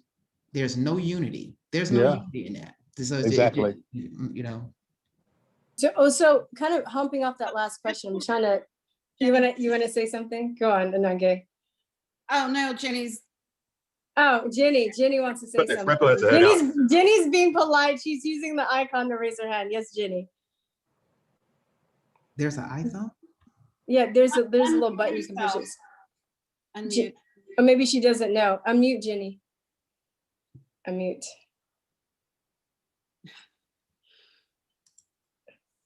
Okay, I see it now. You got to start over. Okay, hey, can you guys hear me now? Yeah, okay, yeah. I did have to roll out, and I just want to say thank you for putting this together, Verstine. I love you. I love you too, Axe. And just to quickly piggyback off of what Axe said, this is my 1-minute elevator pitch. So listen, everybody, I'm putting together a Roku and Amazon Fire Stick TV channel because Fox News sucks and OAN is boring as shit. And we are so much cooler than Newsmax. So listen, I'm not about the crabs in a bucket, and I'm doing things smart, So listen, I'm getting an offshore server in Amsterdam to host this because I will not be silenced. I don't want you guys' messages to be silenced anymore. Girl, It's time to I swear. level up. If you guys Yeah. want to be, if you guys want to be on my channel, obviously Axe Verstine, you already know you're in. Okay, you already know you're in. There will be some audio requirements and video requirements because guess what? We don't do things half-ass because we not like the liberals, right? We do things the right way, and we're gonna make sure as long as our content is good, concise, and I'll help you guys do some editing. I'll help kind of guide you and produce you so that we can have, you know, solid 30-minute or 60-minute shows. And all you got to do is just get on board with me, and we're gonna take this shit over and do it ourselves. Okay. How do we reach you? How do we reach you? Just contact me. Contact me, and I'll. Yes, please. Good idea. And listen, even if you don't want to do video and you just want to do audio, I'm gonna put you on the podcast. Okay, we got this. We got this. Yeah, I need help with that actually. We all need to network together, you know, to help the masses, the brainwashed masses. So I totally agree with you. So we all need to stay in contact with one another. Yeah, it's time to unite, and if we pull all of our audiences together, this Roku channel, it's going to be ours, and everything will be hosted offshore, okay? Because that's what the white people do. Okay, exactly. All right. My Bye. crackers. Have a great day. Have a great day. Love you, Axe. Love you Can't too. beat All them, right. join them. Benny, All right, bye. bye-bye. All right, so helping off that, I wanted to ask, I kind of skipped the other questions because I feel like some of them were being answered as people were chiming in. But what do you think our ancestors would think about BLM? Wait. They rolling in their graves. That's what I was gonna say. They rolling their grave. My dad is rolling in his grave right now. Yeah. Well, my dad is still My living, grandmama. and he is pissed off. I can tell you that much. Man. Yeah. I'll Since- tell you something. From being born, I gotta tell you, I have to tell you, from being born and raised in Africa, number one, nuclear family, number one. It all starts. Man and baby. Yeah. Men are the head of the family. This is traditional Africa, even before Christianity, right? It's like the man is so important, so important. I unfortunately am going through a divorce. Why? Because unbeknownst to me, I married a leftist. I was with him Oh no. for years. So you were the alpha. God bless you. I was. Yeah, he was. I'm telling you, but I didn't know. I didn't understand. Like, why is he doing everything upside down? And like, why? But now, like, in retrospect, and I've been reflecting on it, I'm like, oh, he was raised as a leftist. He's got a total leftist mentality. No wonder. If I could have it otherwise, we'd be together, we'd still be married. So for me, this is heartbreaking, but it was I'm so sorry. destroying my family. And I just I have one life. I gotta do right by myself and my kids. But anyway, in Africa, marriage is so important. I mean, marriage is so important. Yes. Men are so important, and men are so loved and appreciated. And this leftist BLM Marxist thing, I mean, it blows my mind. Yeah. That mentality to destroy the Black man in America, like every level, mind, body, and spirit, absolutely destroy. When you destroy the man, you destroy the family, really. And then some of us women are left just trying to keep the pieces together. But honestly, it's a spiritual destruction of Black men. Black men constantly are being attacked on every level. Heterosexual. It's just heterosexual. Yeah. Exactly. Sorry, I had to just. Oh, I mean, it's basically what you putting that in there is exactly what it is. And I called it out as a gay man.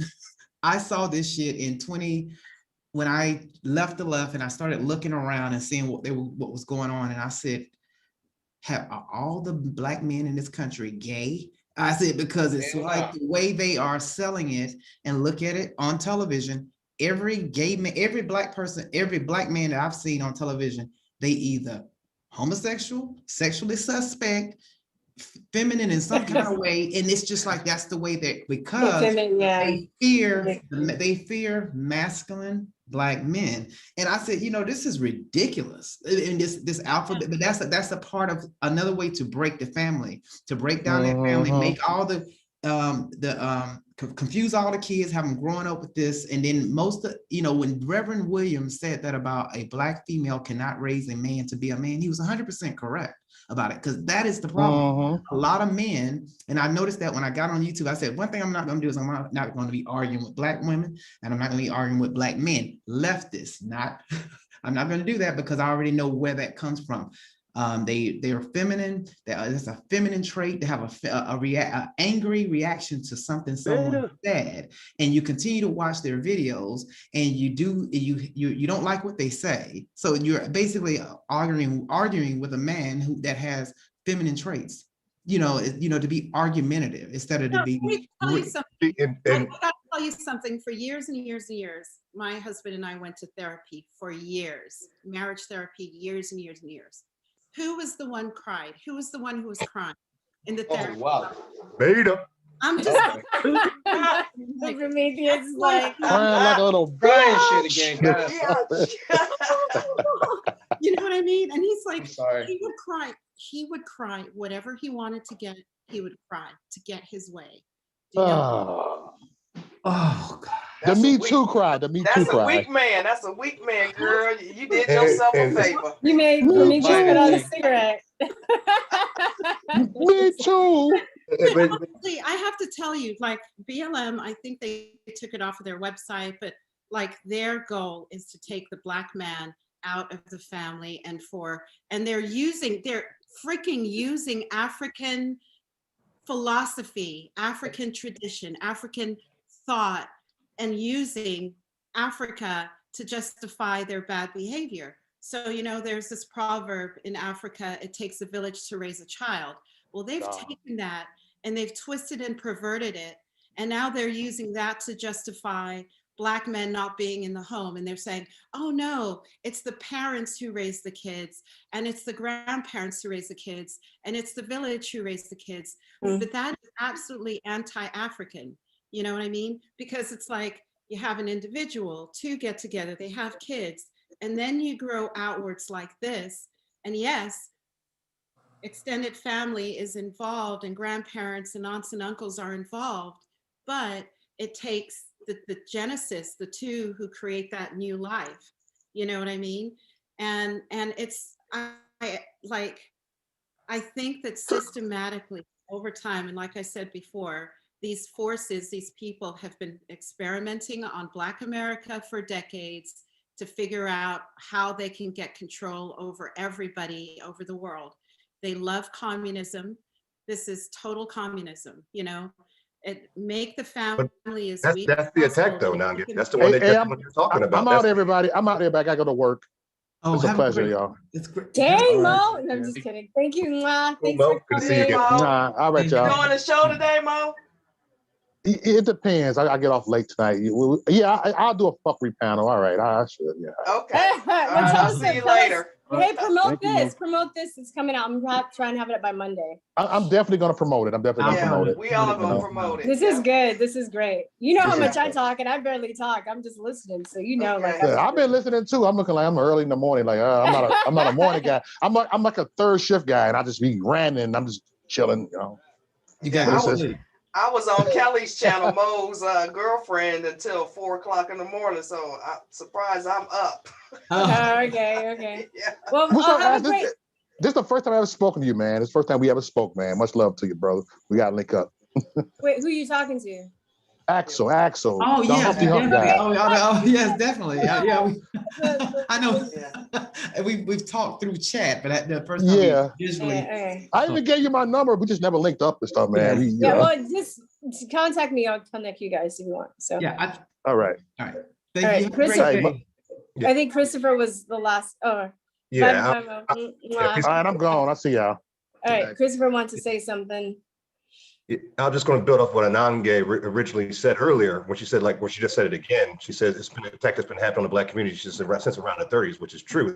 What the attack initiated the day we took our foot off the slave ships And the first thing they did was take the black father away from the family, because they knew back then, if you remove the black father, just put him over here like a piece of cattle, have him reproducing and making kids, and have the black woman over here with their kids, we can take control of the family at that point. And that's why you had so much bedwetting going on back then as well, because there was no alpha, there was no strong man in the household. And then after slavery ended, the first thing the blacks did after slavery was they found their family members that were lost, got together and made the strongest family unit of all races in American culture. We had a 6% babies born out of wedlock rate back in the 30s.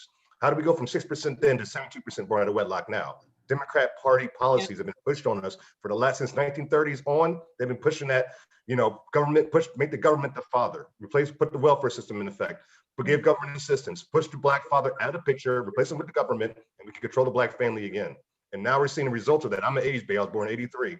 I was the first generation of black children born in the wedlock generation. The 70s and the 60s wasn't as bad. The 80s was like, babies are born out of wedlock now. And now that I'm an adult, I see the results of what that happened. I see a lot of beta black males, and a lot of black males who walk around acting tough, acting like thugs, are really soft on the inside. All I see is an black woman trapped inside a black male's body. That's when I see a lot of these thugs out. I'm keeping it real with you. And that comes from that single parent household raising. And that is, to me, how they've been able to manipulate our community so much, because we had 3 Black Wall Streets back in the day. People forget, there's one Black Wall Street, we had 3 at one time. What happened? I didn't know that. I know about the one in Oklahoma. Yeah, I didn't know it was 3. I didn't know it was 3. Yeah, there was a couple more. They weren't like as big as the one in Oklahoma, of course, but they were blacks who were doing that kind of setup around the country. That wasn't like an uncommon thing for us to do.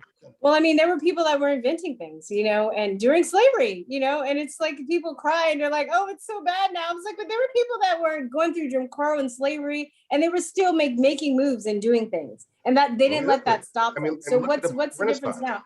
Look at the Black Renaissance in New York, when blacks were coming up to New York in the 30s, man. Like, if you look at the blacks, look at the YouTube, look at Blacks Renaissance Harlem, and look at the blacks who are walking around New York City at that time. For one, it's a mother and a man and a woman married. They got their children, all of them, dressed up and looking nice, looking sharp.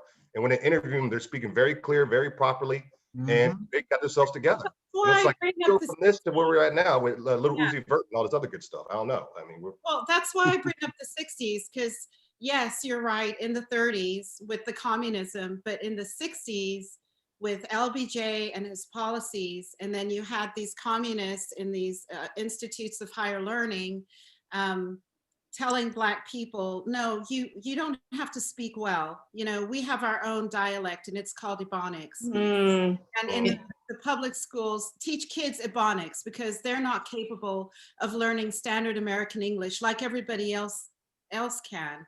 So I think it's like the more and the shade room was just attack on Black people when it became more psychological as opposed to separating people. Yeah, Okay, so this is where it really helps to be solution oriented, and you got to get to the root of the problem. That's why I'm really happy that everybody's discussing these different facets intertwined with intersectionality and how it affects the Black community. And yeah, you got to kind of like, let's take an economic perspective, compound interest. We know how that works when you invest, or if you put in a trust fund or whatever, and then you eventually accumulate wealth. This is like compound interest on a spirituality. I mean, I'm Christian, unapologetically Christian. A lot of people disagree with it. I don't really rock with like the occult and with Satanists and all that stuff, but I know how it works. We got to understand the brainwashing and everything, because a lot of people don't understand that there's a difference between entertainment and fantasy and real life. So a lot of the stuff that comes out from these media outlets, like a lot of people talk about BET, well, it's white owned, but it's entertainment, it's drama filled and everything, but it can affect you on a subconscious level to where you start to entertain these thoughts. So this can, when we look at the law of probabilities, this will reduce the probabilities of having relationships, that actually work out, and it leads to marriage, and it leads to, building a family and all that. So we look back in history and we understand how we got here, and then we can use that to chart out how we move forward. Okay, a man's supposed to provide and protect. You're flooding the country with illegal aliens. You're pushing a giant multinational globalist framework. how's that gonna work out for the man? Let's be real. There have been opportunities that I've tried to take. Just because I don't speak Spanish, I ain't hired. And we'll just say it like that. I don't care if it's a dirty job. I don't care if it's white collar, whatever. I've done all kinds of stuff. Ran out there mowing lawns and doing my own stuff. And yeah, competition is competition, period.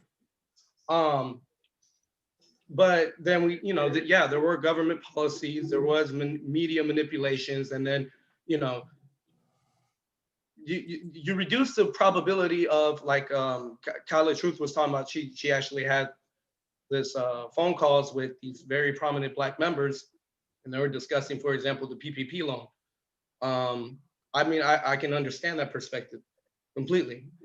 And then after the phone call, things changed a little bit for the better. We actually gotta pay attention to that, okay? Because she took the action and things got a little bit better. This is how you move the needle in the right direction, okay? So, I mean, entertainment is entertainment. There's a time and place for everything. And then real life is real life, period. Your man gonna have to go out there. He gonna have to go work 8 hours, 10 hours, 12 hours. Sorry, don't blow up my phone all day and all night. I'm gonna make sure you got your house. I'm gonna make sure you got your car, the family's taken care of, all that. But I can't, you know, be with you all day, all night. And I speak off of that with, you know, past experiences. Number two, if the man's gonna protect you, you have to actually let him protect you. So if I'm going out here and I'm guiding you in the right direction, I'm making your life better, you are ultimately getting more money in your pocket. You can't tell me that you don't like money. And this is how I just kind of boil it down. So let me be a man, I'm gonna provide, I'm gonna protect you. I gotta be able to provide in order to protect you. Please don't tell me I'm oppressing you. Now, if I wanna guide you in the right direction, if I wanna say, hey, maybe you shouldn't be dressing like that, put some clothes on before you go to the store, something like that. I'm just saying, just an example. You know, don't shout me down. Don't tell me I'm oppressing you. Don't tell me I hate you. I don't hate you. I ain't oppressing you. I'm trying to save you from a potentially bad situation coming in your direction. Okay. And a lot of what I'm speaking about is from personal experiences. Dated Black women, love Black women, dated different races of women. Unfortunately, my personal experience, can't talk for nobody else. Now, Black women got to get a little bit out of that victim mentality. You know, if I care about you and I'm gonna make if I care about you and I'm gonna make your life better, I help you, you help me. It's not I help you and then you attack me. Yeah. And then we can move forward from that. Then we can get this money. Then we can get this education, get into those high level positions so that we can better our community. And then when, you know, it takes decades or whatever, but you will build up that collective wealth. You will have more, for example, construction businesses or you know, hair and nail shops that you own. Also Black media. You know, a lot of people disagree with me. Fine. I'm still gonna stand up for the Black community. I know I'm mixed. I'm still, you know, whatever you want to call it, foundational Black American, ADOS, whatever. I have lineage.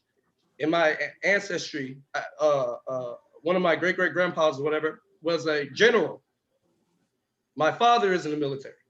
So all these things are very, very important to me.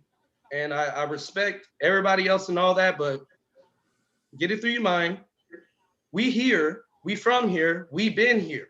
So it's highly insulting when you put all these illegal immigrants in front of me. Then you want to use the law of numbers, you know, the law of the jungle, right? Oh, okay, well, we got 1,000 illegal aliens right here and 1 Black man. How do you think that's gonna work? And do you live in a border? You live in a border state? Do you live in California? I live right here in Texas. I'm in Houston. The illegal immigration is really, really bad. And this is the spot where they closed down the China consulate because it was a major spy hub. That's all I'm gonna say about that. But I just want to put my 2 cents in on that part. He is 100% correct. You know, I totally agree with you because I'm in California and I have spoken with a lot of Black men. And that is the problem. Not only illegal immigrants, as well as a lot of other migrants as well, that they are putting before, you know, Blacks, and then they want you to, speak Spanish. And, you know, that is hindering a lot of people from, you know, getting jobs because they don't speak Spanish. And I wanted to also feed off in regards to, there was an article recently about, I think they said it's like 64% of Black women are single. They can't find husbands. And to me, my thought is now we have, you know, the whole world living in the United States. And, you know, there's Black men that, you know, they want that lighter skin and that curly hair type of woman. And then as well, if they run across a strong Black woman that's intimidated, you know, to them, and they don't want them making more money than them.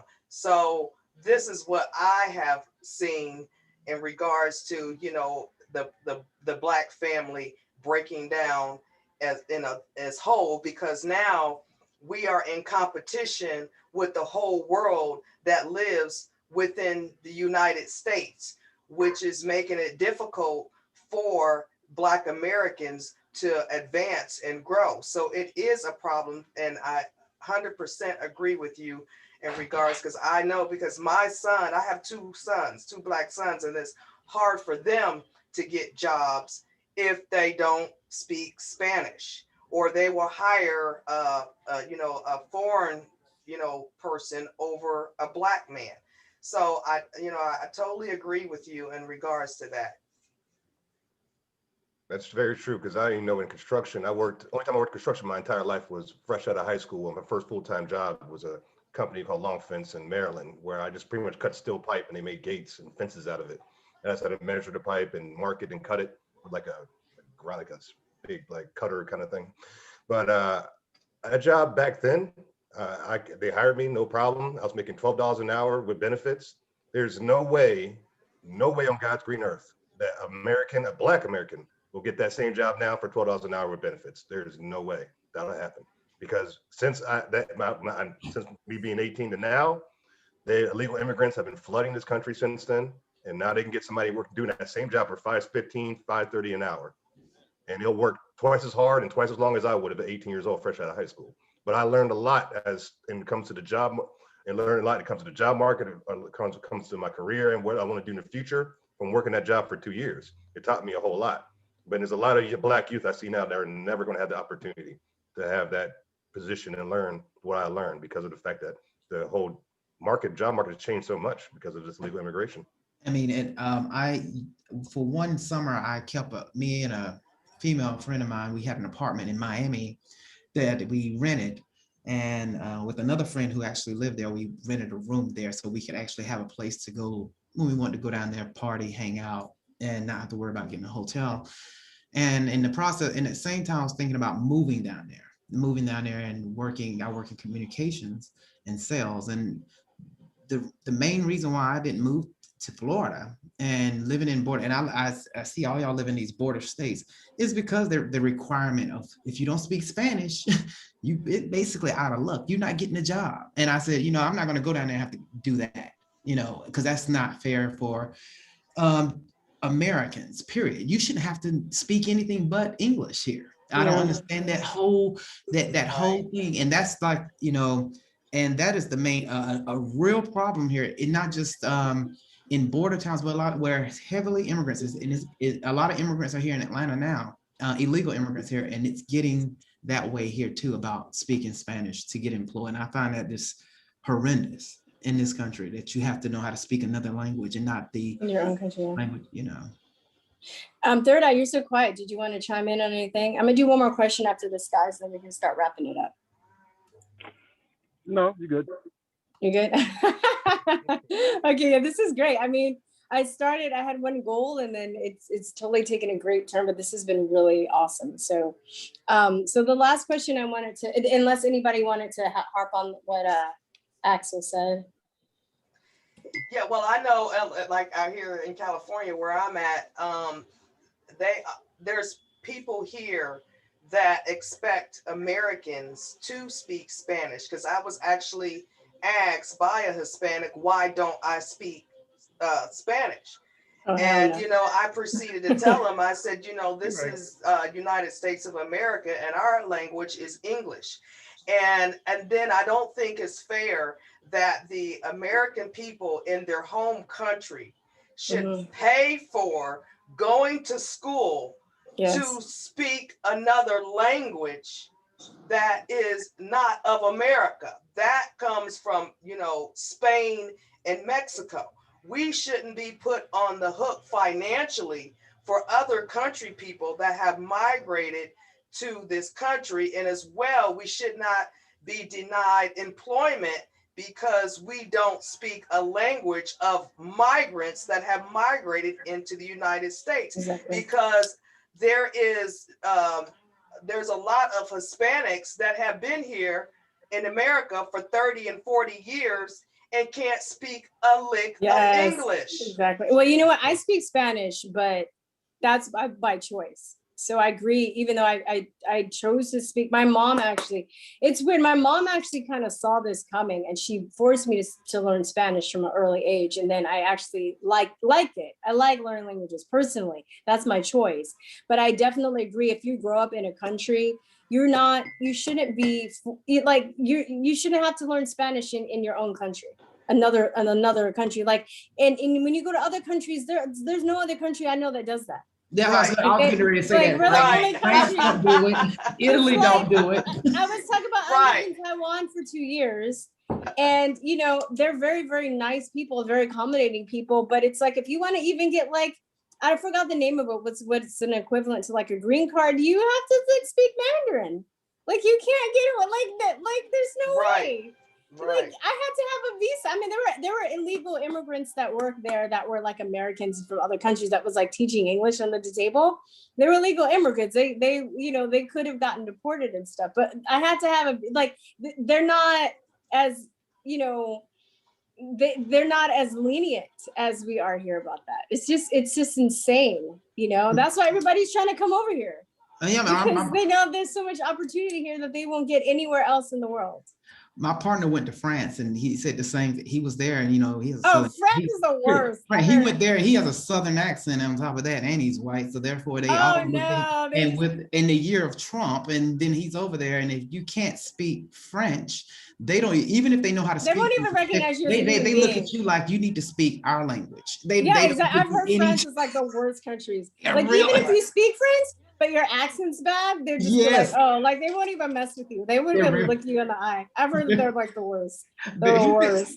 You know, and now Italy was a little different with him. They actually would understand when you're visiting, but France, you speak their language. I mean, no other country does what we do here. And then the fact that when it's time to vote, this is what I find this absolutely crazy too. You got they have voting signs in Spanish in this country. I'm going like, yes, I never understood that. I said, what is this? Yeah, I'm like, I've made that too. I'm just like, if you're not allowed to vote as an illegal, how are the signs and all the paraphernalia and all the flyers in Spanish? Yeah. Like, why is that, you know? Well, in California, they got 28 different languages. Okay, that voting?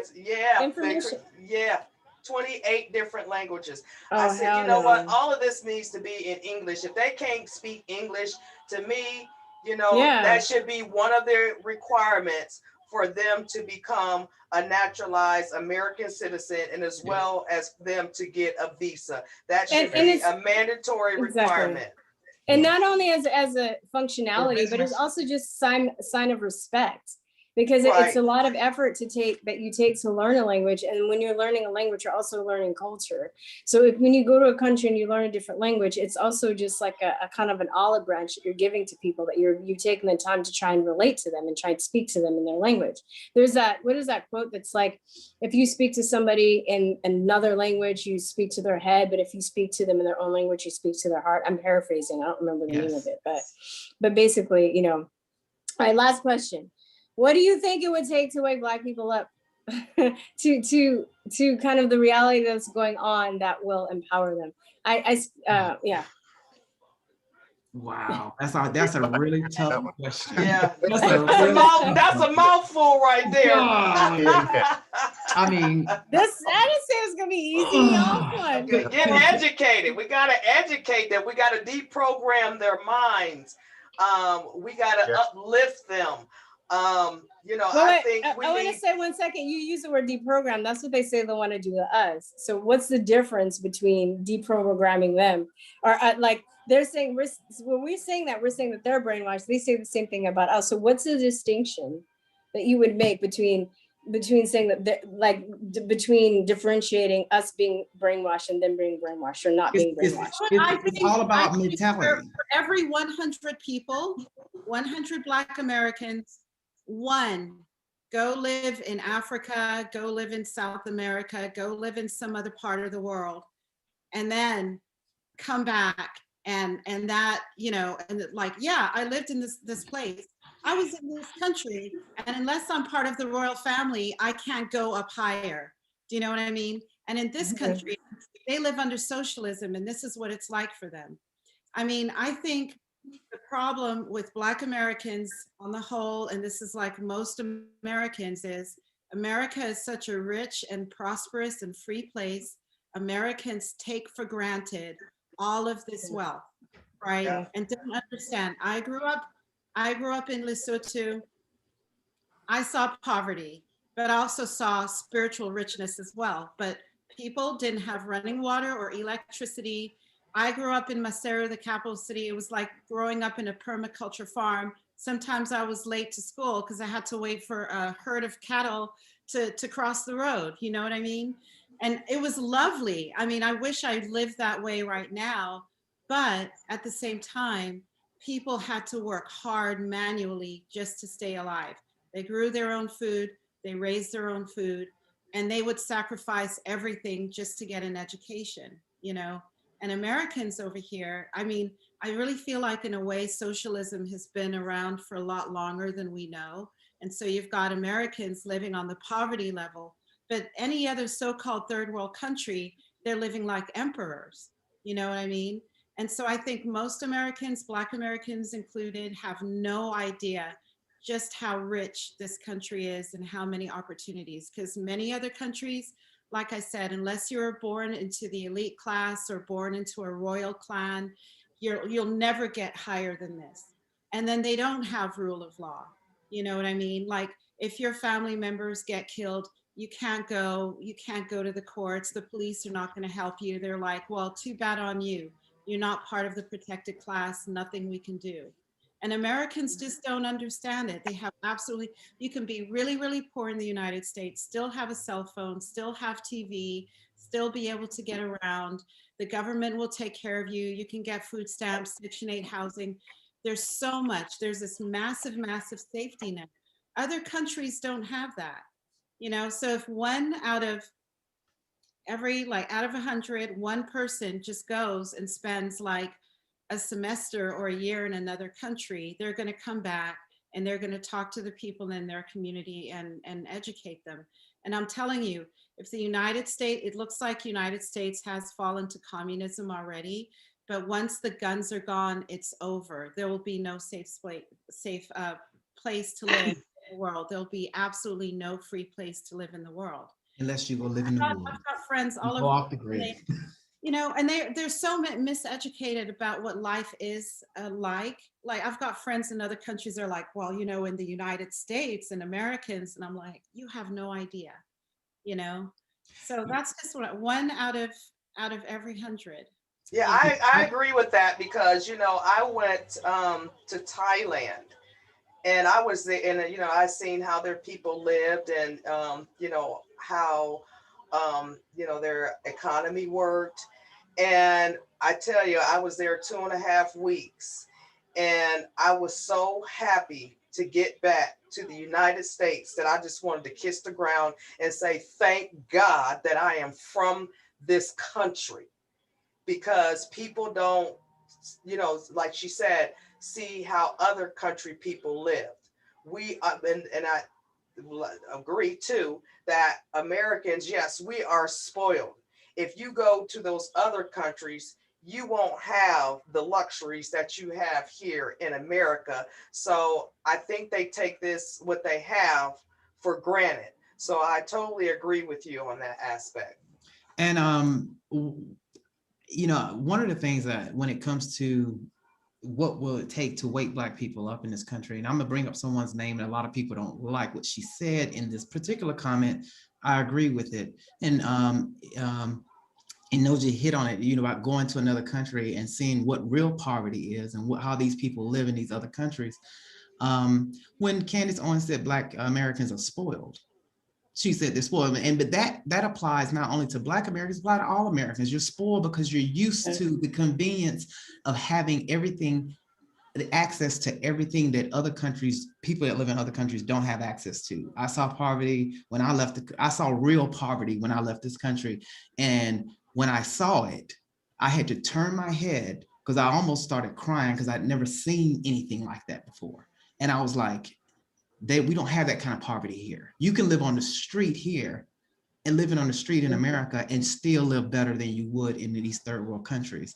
And I think, I don't know what it would take to wake Black people up because of what you basically, especially dealing with this COVID thing and what I just went through with my own family, my own parents about the vaccine, and they already didn't got their first dose, giving them information. One of the things I think when it comes to Black people, because Black people consumes the most media. I did not know this till I didn't know this. Black people consume the most media than anybody. So that right there, the consumption of media from social media and television right now, that right there put Black people right there in a hole right there of brainwash and manipulation. And it's, I think telling Black people you have to disengage from the media, turn that TV off, because the people who run on the television, I always call them the Kenites. Look up what the Kenites are and who they are, because you know that's who we're fighting.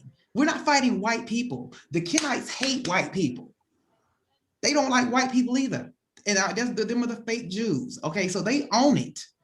And all this that they're doing, the social engineering that they're doing, they ain't working it just on Blacks. They're working on white folks too. They're doing it all over, and they're causing this division of race, and living in this, when we accept that we're all Americans and we're all in the same boat and we all got to work together, you know, because they're working against us to destroy this country. That's why they bring in all these people from third world countries here who will appreciate no matter what it is and how they get it, it's better than where they came from. And so they'll come here and sign on to the new American socialism, communism, because they're here and we have access to, you know, and they'll be okay with that. You know, it's still better than where they came from. Well, you know it's funny. Oh wait, let me say this, what you said, hold that thought, because she wasn't able to make it, but American Curls has this great story that when she didn't even know, so basically.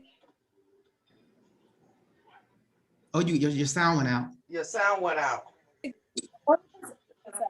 Sorry, yeah, somebody was calling. The only person that works in the family is the dad, and she has two sisters. She's by herself. So they basically spend a lot of time at home. They didn't even know that COVID was going on one day until they went to the store, and they're like, why are everybody wearing masks? Why? I know, I wish she was here because she tells it better, but she was like, because I called her up and I was like, how are you doing? And she's like, girl, we didn't even know what was going on because we don't have a TV. And she's like, why is all the toilet paper gone? Like, why are all the shelves empty? Like, what's going on? She had no idea, her and her family, because they don't watch television and they're Black. They don't watch television. So when you said that about like Black people consuming so much media, it made me think of that situation where it's just like, if, you know, a lot of the reality that is put forth in front of us is because of the media. And I definitely think the media is a huge like source of a lot of our problems in this country. They're the ultimate enemy of this country is the media. Yeah. And they're definitely the enemy of Black people because they propagate everything that's negative and prop it up as positive. Black people sign on to it as culture. And I'm sitting here going like, I looked at the Shade Room the other day on Instagram. They were promoting Ebonics. And I'm sitting here looking at this shit. And I'm like, well, who owns the Shade Room? Because I want to know who owns that. It's probably a white person behind it, just like that hip hop. What's that crazy website? Worldstar Hip Hop. Worldstar Hip Hop. Do white people own that? I mean, I'm thinking because it has to be not white people, Kenites own this shit. and put it there, and Black people support it, is so negative. And you, as much as I see Black people being outraged about bullshit like cultural appropriations, if Kim Kardashian braids her hair, and you have these, I'm sitting there going like, wait a minute, why don't y'all get outraged about the fact that on Martin Luther King, the liberal left put out this girl twerking? All of it, I was waiting to see those videos from Black women. And the thing that crazy, like freaks me out about cultural appropriation is like, okay, well, you say that people don't like Black people, but then when some people do something to imitate Black people, then you get offended. It's like, which is it? Like, let me tell you something about that. No, pay me. You want to use whatever I put out? Pay me. I want my cut. And Yeah. If we're doing the culture and we're doing all this, I want my cut. Yeah, exactly. But okay, hypocrisy. Braids aren't exclusive to Black people, but a lot of Black women tend to braid their hair. But it's just like, if you see a white woman that does it, it's because she's mimicking something that she likes, and she's giving it praise. Like, imitation is the best form of flattery. Exactly. So my thing is just like, okay, but then you want to call people racist and say that they don't like Black people, but then when they do something honoring Black people, then you get offended. It's like, what? And then they complain while they're wearing a blonde weave while they're complaining. Exactly. From slaves, okay? From real slaves that are existing today. They buy electronics and they buy hair weaves and tennis shoes from slaves that are in China. So the hypocrisy is just like. Can I try to answer the question right quick? I want to talk about something that's, it's a little touchy subject, and Najee, this does not. Let me let Prometheus go first. Let me let Prometheus go first because he had it before first. Okay. So I just want to at least attempt to elevate the conversation regarding that question. What can we do to wake people up? I mean, it's real simple. You gotta eventually accept reality. Everybody's got something to bring to the table. Some people are gifted, some people not so much. Some people got more money, some people not so much. To millennials in general, I gotta tell you, put your heads out your ass, listen to the elders a little bit. I mean, that's all I can say. Y'all need to just listen to y'all's elders. They come from a lot of these experiences in the past where things were not so, overt. It was more direct. And then we can reverse engineer this type of stuff. So like when you're talking about old girl twerking on the Washington Monument in front of them little kids on Martin Luther King Jr. Day, identify it for what it is, as disrespectful as hell, period. Okay, to Martin Luther King Jr.'s legacy. And you picked that day, and you actually took some of his speech or whatever, of his voice, and you put it in there. So just accept it what it is. It's disrespectful, just as disrespectful as it is, okay, I'm Joe Biden, bring in all the illegal immigrants while I raise up this racist fence around the Capitol, because remember, all walls are racist. We can't have no border wall. Understand how this media manipulation thing works. See, this is why I analyze the media in the first place, because they're the ones pushing it. I don't like it, but I mean, I gotta know, okay, how are they pushing their message? How are they framing it? Okay, they frame it this way to profit this way. Okay, they're profiting this way by scaring people this way. Oh, the vaccines, come on, Black people, take the vaccine, hurry up. Oh, you see this Black woman? Oh, she took the vaccine, come on. Or the other one, Black girl magic saved the day. We got Joe Biden in, we saved America. This is what it is. You see what I'm saying? And you gotta be able to reverse engineer it. Like I was talking about government policies, I was talking about the illegal immigration. Well, we came over here and we got this, that, and the third. That's great. That's wonderful. You were rewarded for breaking the law. You were rewarded for committing felonies. I'm trying to go out here. I'm trying to solve some problems and I'm working my ass off and people hating on me. I'm trying not to break the law and everybody hating on me. So let's eliminate this crab in the bucket mentality type thing a little bit, a little more unity, a little more understanding, a little more, everybody got something to bring to the table. Everyone, in some way, form, or fashion. And we can, in the long run, save America. And that's just the end goal of it all, because we've seen the lockdowns. We've seen how cancel culture works. The crab in the bucket mentality. Where was it bad? Where has it been so bad for so long? And I'd say generally speaking, the Black community. Okay, so we seen it, it exploded. All the businesses got canceled, all the lockdowns happened. People, you know, couldn't go to work and feed their families. Now everybody's affected. So to a certain degree, yes, Black community, I understand where you're coming from. But, you know, with the victim mentality, you know, just let it go a little bit, because now everybody is thrown in the mix. Okay, so we can reverse engineer this, discern between entertainment and real life. It is not bad that a decent person, a good person, a gifted person is contributing to the betterment of all of America, even if it's the Black community. Like some people might argue, well, Trump, you know, he didn't directly, whatever. Look, Ice Cube came through. I appreciate you, Ice Cube, for what you did. $500 billion of investment. You know, some other people came out, you know, like Ice Cube also said, well, look, we ain't all rappers, we ain't all athletes. Okay, T.I., even though he's in this little situation that's going on, he even, you know, came up with something that was kind of catchy called thought prevention. It is not a crime to be a father. If illegal aliens can come over here and get rewarded for committing felonies, it is not a crime to be a father. If you want to spend time with your daughter or whatever, have a little play date, whatever. So she don't grow up, so she don't get taken advantage of, so she don't get ran through by 500 different whatever, you know, people, and then come back in her 40s and 50s and 60s talking about, oh, check it out. Yeah, I'm about ready to get married now. You know, if we reverse engineer all this stuff, then you turn around and say, okay, now we solved the problem. And then you go out and you just go out in real life, man. You be in a little neighborhood, be in your apartment, at your little job, you know, chop it up with some people, grab a couple beers, you know, spit some game and let them know what it is, and then work together. It's not hard. All right, cool.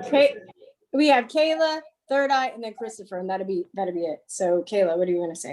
I want to talk about, and it doesn't apply to you and OJ, so don't take this personally. But we also have another big disconnect. We have another big disconnect with Black immigrants and Black Americans, because I have encountered Black immigrants that look down on Black Americans. They have actually told me this, and they feel that they are sometimes superior to Black Americans, and even Candace Owens. She even put a post out there that, you know, Black people are lazy, and she loves her, you know, whatever, I think it's Caribbean heritage, whatever heritage she is. And, you know, and that's also a problem in the ADOS movement, because I'm a part of that as well. And what is the ADOS movement? That's the American Descendants of Chattel Slaves with Yvette Carnell. And, okay. Yeah. And so we need to address that situation in America, because, you know, if we're going to stick together as, you know, Blacks with Black skin, we need to bridge that gap between Black Americans and Black immigrants as well, because I did not know until I encountered, you know, women from these from Haiti and Jamaica, that they look down on Black American women. You know, it was a, you know, shock to me, because I'm like, look, you know, my ancestors fought hard and died for you guys, you know, to have a chance to come over to this country. So I couldn't understand why they dislike me. And so that's a big problem that needs to be addressed, you know, in America too, because there's a big disconnect in regards to that as well. Because I also had a ex-fiance that was from Trinidad. He did not have one Black American friend, a guy friend. All his friends were from different countries. He could not relate to the Black American man. So his friends that he could relate to was from other countries. So that is a big disconnect that needs to be addressed in the United States if we are going to work together as a whole for all Black Americans. And then we need to stop downgrading one another and disrespecting one another. And as Axe said, killing one another, and come together as a Black race, because we are divided as a race in whole. So that's a big disconnect that before we move forward to anything, we have to try to come together as a Black race, whether you be a Black American or a Black immigrant to this country. Because if we don't come together, the division is going to continue in this country.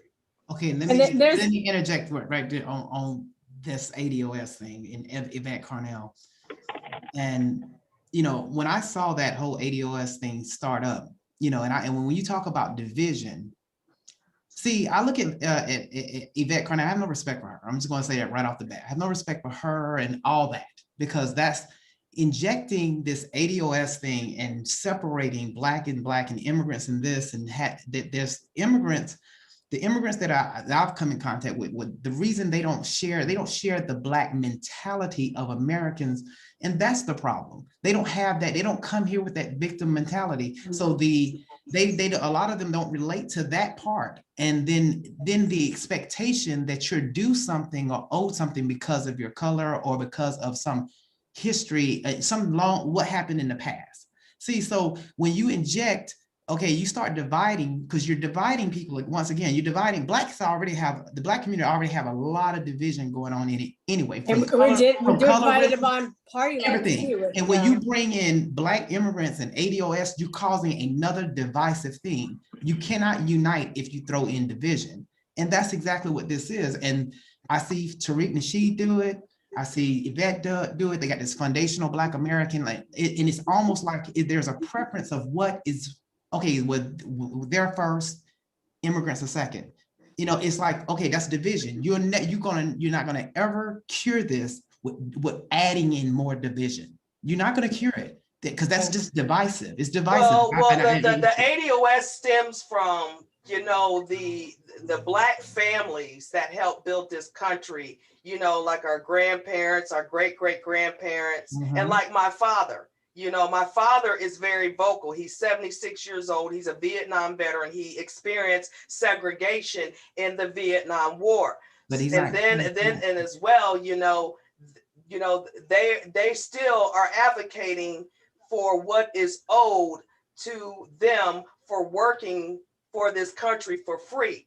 So, you know, it's not, you know, more of the, you know, I guess the younger generation is more of the older generation that is pushing for reparations for the work that they've done to build this country up for free and died for this country. A lot of, you know, their family members died to, you know, for civil rights and affirmative action. So those are the older Blacks in America that, you know, are pushing the ADOS. It's not a form to, but I kind of understand what you're talking about. Well, I mean, but it's the older generation that is, you know, talking about this movement, because that's what their families want. But there was reparations that were paid to Black farmers. They are getting reparations. And they have been getting it, I think, for the past couple of years. But as far as, you know, the Black immigrants, now I just went, from my experience, I experienced this stuff, and they didn't know me from Adam. I just drove up to a Wendy's, ordered my food, and the next thing I know, I got 3 Haitian girls looking at me in the window. And I'm on my lunch break, and I'm like, why are y'all looking at me like that? And then they proceeded to, you know, I gave them my money. She snatched my money, and then she threw my food at me. So, you know, that was a shock to me.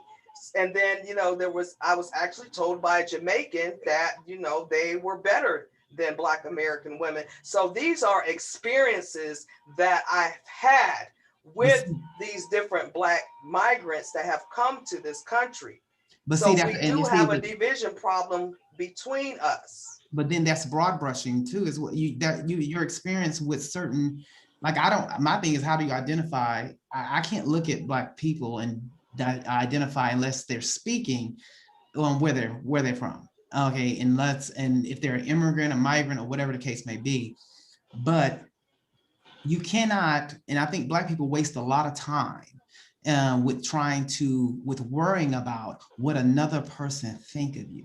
I find that very, I find that a very waste of time. It has nothing to do with what other people think of you. This is about Black Americans and migrants that, Black migrants that come here. Because also when I was campaigning against Maxine Waters, I was approached by Black Muslims who told me that Black Americans would never have a chance to be in the position that they are in the White House, and they have already taken over the White House, and these were Black Muslims.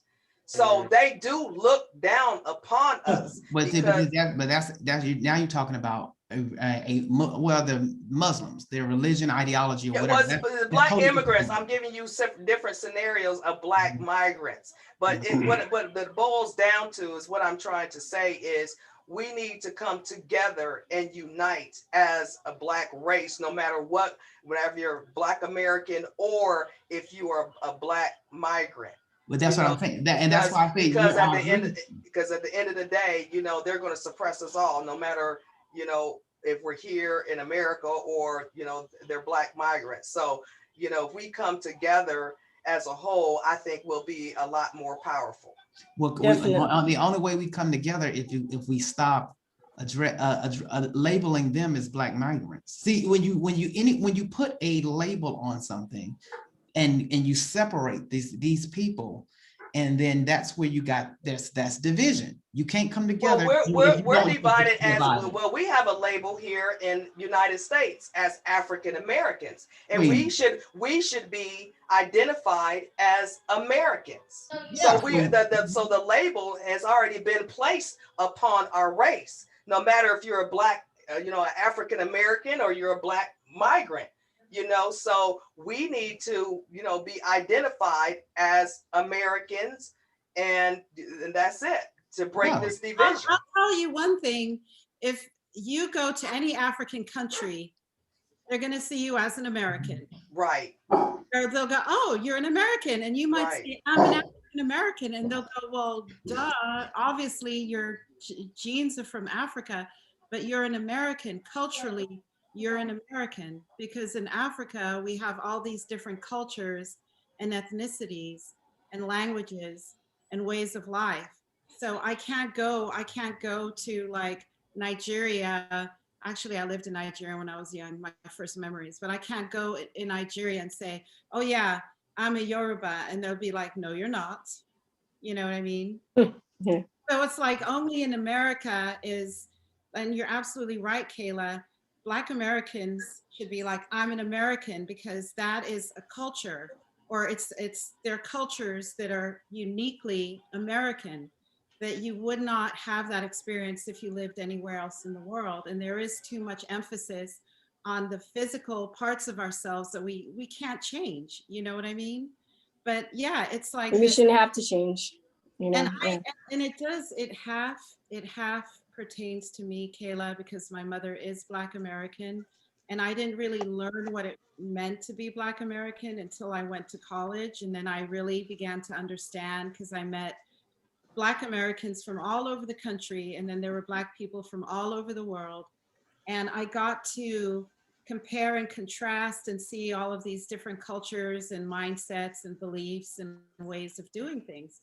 I was at home in Lesotho for holidays, and this Caribbean family came to visit my family, like through my mom. She's Black American, but I took these young ladies were my age, and I took them out on the town, and they were just like so snobby towards my people.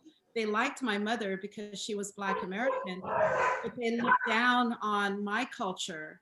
And I tried to introduce them to my cousins, and they didn't even want to meet my cousins because they felt like they were superior to these African people. They wouldn't, Right. they didn't want to identify with African people unless they were a certain level. You know what I mean? Right. So it goes, to me, it's an ego issue. Like these Haitian women who treated you so rudely. I mean, what the hell is that? It sounds to me like they were just taking an opportunity to feel superior to somebody, you know? And when I started living here in the States, I was treated very poorly because I was from Africa and I had a very thick accent and I wasn't like the other Black people around me. So I got attacked constantly and relentlessly. But now that I understand the dynamic and the you know, manipulation by the media and the education system to indoctrinate Black Americans into hating African people and feeling ashamed, now I get it, I understand.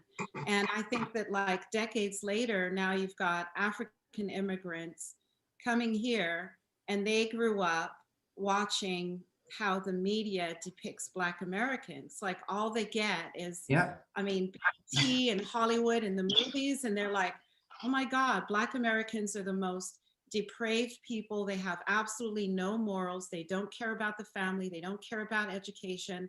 They revel in ignorance. You know, I don't want my kids to have anything to do with these people, but a lot of that is media indoctrination, you know, very similar to what the media is doing right now to, you know, conservatives. People on the left, I mean, it's so funny, like I know all these people on the left who really think that conservatives are racist, evil people. And I'm like, you know, all that says to me about you is that you are a segregationist because you call yourself liberal, but you don't have any conservative friends. You're a discriminator. Do you know what I mean? Like you're actually, you know, you're pointing the finger, calling, you know, the kettle black, but you are the discriminator. You ought to have, if you're liberal, you ought to have, yes, you ought to have friends of every stripe and type. So, I mean, for me, it really comes down to an ego issue. And I think that often when people have the opportunity to feel like their people are better, they'll take that opportunity, like, you know, put somebody down. But it goes both ways. I got a lot of, I mean, I had to physically, you know, protect myself from Black American kids because they called me Jungle Bunny, Jigaboo, you know. I mean, did they call you African booty scratcher? That one, I hate that one. I understand it. They didn't know any different. Like that's all the information they got. And you've got people on the left who, when they see somebody with a MAGA hat, they think they're a terrorist. You know, so. I think it's like it's a very deep spiritual human problem. And the controllers, I call them the pantheon, they push whatever demographic you're in, they push the buttons, you know, to get us divided against each other. Right. And they're just, you know, they use myths, stories, narratives, advertising, false flag events, you name it. They manipulate history. Arts, music, whatever, So like Black people, like they're, you know, they use combating white supremacy to actually keep us down, you know.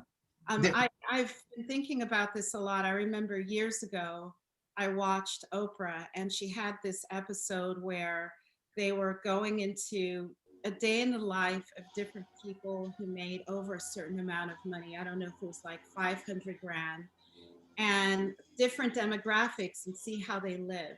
And the only thing that I remember about this is there was a young Black woman with a little girl, and she was married, and her husband worked all the time, and he traveled a lot. And they lived in this really, really beautiful mansion in a beautiful neighborhood. And this woman was so lonely. Like she did absolutely nothing. I mean, she went to the gym, she cooked meals, and that was it. And then they showed a white family. They had 4 kids. They had busy lives. All the kids had after school activities, you know, drama, sports, you name it. The kids were in and out of the house. They had a big family dinner. Friends were in and out of the house all the time. And they made the same amount of money as this Black family, but the white family had this like really, really rich social life, and they were involved in the family and each other's lives, and everybody had an activity and an interest. And I remember thinking, what the hell is this? I mean, what is the meta message? The meta message is, if you're Black and you make a lot of money, you're going to be lonely. You're going to be absolutely cut off from your community. You're going to have a lot of stuff, but you're going to be lonely, like so painfully lonely. If anybody watches you go through your day, they're going to feel sorry for you and they're going to want to cry. And if you're a white person and you make this amount of money or above, you have a really rich life. You have a nice life. You have everything you want, and you have all of these relationships. And I don't know why, like lately, that just keeps bubbling up for me. I keep thinking about it. I'm like, man, like, did Oprah like edit this thing before it was put out, or did the editorial team just kind of like move some things around to give this message? Because like, I as a black person, God, I sound so leftist, but anyway, but like, I like, are they saying you can't, like, you're gonna have to make a huge sacrifice to be successful as a black person? Like, that's the way it is, you're gonna lose everything? And I think that really that's the message that's just in this culture. And that's why so many black people are afraid to be successful. Because That's it's the like, Boule, that's the Boule message. I mean, she edited that way. Just what you said. I mean, Yeah. Oprah and everybody behind that machine, they edited that way to put that out there and to ingrain that mentality into black people. I want to start. Yeah. Sorry, I want to start wrapping up. I know this is getting good, but I want to give Third Eye and Christopher a chance to close out before we end it because I'm hungry. and it's going about 3 hours. It's been a minute.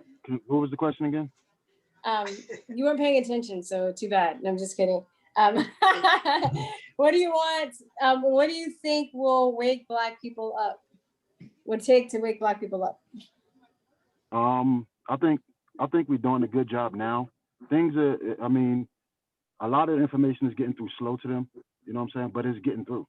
I mean, if you look at the Trump vote out, black turnout, it was a lot greater than before, you know. And I every day I'm seeing new people, you know. But to help people wake up, I think we need to do more stuff like this to keep each other updated, keep each other in the know, you know, because a lot of us is working, you know, and so we don't get to hear everything. Hold tech, social media, big tech, hold them accountable. You know what I'm saying? If they do something illegal, put their feet to the fire. You know what I'm saying? Because obviously the left is not going to do it, and a lot of people on the right ain't doing it. So we got to do it. You know what I'm saying? We are Trump's biggest backbone. You know what I'm saying? The biggest support. The common folks, yeah. We The are all common he has. You see what I'm saying? So we can continue to support each other. You know what I'm saying? We need to uplift each other accounts, you know, because what that does is it brings relevance to other people. That, yo, you can listen to this person, you know what I'm saying? And who knows? Right. I mean, yeah, well, I plan on doing that with this. So yeah, for sure. I agree. That's why I'm so glad I got you guys together because I know all of you, but you guys have not met each other, and then we're gonna like network and Nange had last night she had brought up the idea maybe we can make this a monthly thing or something, but then we can have other people come on, and then other people that have beef with each other, we can just make certain panels. Like if this person wants to be on this one panel, but they're like, I don't really get along with that person. Okay, well, why don't we have this person on another panel and you can be on this panel? So we'll still have that community, but we're still giving the people to be the space to you're like laughing. You're just like, well, I think, you know, I think that's fair because I wouldn't want to be on a panel with somebody I really didn't like and I'd have to be fake. I'm not that person. You know what I mean? And I don't think people can be fully self-expressed when they're in a small room and they have to be civil. Like I want it to be an environment where people feel comfortable. So I will allow that. That's what my show is. My show is an open discussion panel. People can join in and, you know, people can openly discuss, you know, what they feel from their hearts, mind, and body and soul. Because I think that's what we need. We need to start having open dialogue like this. And even because, you know, I have some that are on the liberal side that come on my show, but we need to, you know, educate them you know, as well as, you know, we can all learn from each other. So, you know, I think that's a good way to start, like he says, to start, you know, uniting and awakening the masses in the Black community. Yeah, and there's a concerted effort to keep us from talking to each other, whether it's done through propaganda for making the other side fear us, you know, like talking about the division between Blacks and Africans, but how about like conservatives and liberals? You know, they're people that I don't even, I think I'm gonna send my brother this, but my brother's so left. If anything I send him, he won't even bother. He's like, oh, it's propaganda. Oh, I can't. You know, my brother's crying to my mom, like telling the guy, oh, she's in a code. I'm so concerned. I'm like, but like, what? What? Are you serious? I'm having the time of my life. Oh, I'm God. having the time of my life. I met the best people. Like, it's just, I've been so enlightened. I've been learning so much. It's really, and you know, there are people in my family that think I've flipped my lid and that I'm gone off the deep end and I need mental help. You know, I'm a white supremacist now. Who knew, you know? So yes. So anyway, Christopher, do you want to close it out? What do you think? Before I'm done, I have one thing. Oh, I'm sorry. Third eye. You didn't talk a lot. Because So y'all cut me off and y'all just kept going. So I'm sorry. Sorry. Another thing was us conservatives, you have to be more stronger when it comes to putting out the message. Because I've seen so many people going through a whole debate online, and then they just either block the person or they leave the conversation. You know what I'm saying? And that person run off thinking they did something like, or like they won the conversation or they won a debate. You know what I'm saying? Like me, I stand firm on anybody I talk. I look eye to eye, straight up. Yep, I mean, I'm too. sure.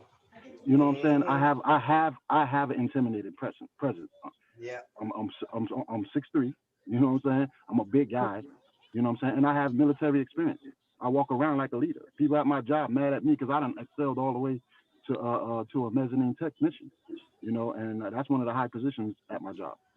So they look at me like, okay, they thought I was the manager when they first came, you know, and it only been 2 years. That energy, owning that energy, right. Right. It's all about being confident in what we know. Don't be confident in what you know. If you show any sign of weakness, they will exploit that. They will exploit that. So well, I think we're all kind of like that anyway. Like, you know, I'm cocky. I don't like that. Yeah, okay. I got a mouth on me. Talking too much. But yeah, and that's one thing I think, you know, a lot of conservatives too, they're kind of cowardly, and that kind of annoys me. If I had to make one, I don't like the I'm in spinelessness. Manhattan, the city of the beta males. I see them every single day, every single second of the day. They're everywhere. You mean even conservative wise, right? Even the conservatives, it's like, oh, like I think conservatives, they try and have this persona. And I wouldn't even say I'm necessarily a conservative or a Republican. I'm a patriot. I have conservative values. I have some liberal values, you know, but I'm not. But I think a lot of conservatives that put themselves in this box, they have this idea that they have to be polite, they have to be kind, and they have to be righteous and stuff. And you know, like I curse, and people get mad at me because I curse. You know, like, oh, like you're not a real conservative. You said the F word. You said that video was fucking bullshit. I can't. I'm like, bye. It's all about being yourself and being honest and truthful. And own it. Yes, exactly. I think this forum. You're not ready. All right. I tell you straight up in the conversation. If you're not ready, step out the kitchen. I don't leave the conversation. I stay right there until it's done. You know what I'm saying? I stay right there until it's done. And I say, if you're not ready for this conversation, do not step in this kitchen because I will roast you. I mean, the thing. I'm so sick and tired of a lot of this. A lot of these people going away thinking they smarter than us because a lot of conservatives don't want to go through with it. You know, they don't want the argument. They don't want the, you know, and then a lot of them are, you know, they scared them. And it might get physical, you know. But me, well, it might. Be strong in your conviction. Be strong. Stand your ground. Well, if it seems like it's getting physical, then you leave it alone. You know what I mean? Just all right, cool. You know, but stand firm in what you believe in. That's how we're gonna win. And I can commend.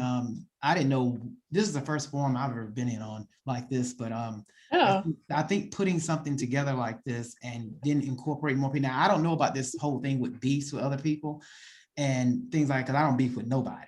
But there are people, but I'm saying there's some people that do. They have, you know, if they had a personal interaction, I would say that. But there are people. Yeah, that's what I'm talking about. Who say, well, I don't want to be on the panel with that person because I don't like them, or I don't like they don't even know the person until you get on a panel with someone. I mean, I think that's kind of very immature to where you can't get on a panel with someone just because of some perception you have that you have not personally engaged with that person or know anything about it. But we were I was talking to Chris, there are people that have been on panels and they've engaged in stuff. So, but we would still like to hear both of their voices. That's what I'm talking about. So, yeah, Right, I mean, right. and then I'm just trying to find a way to include as many people as we can.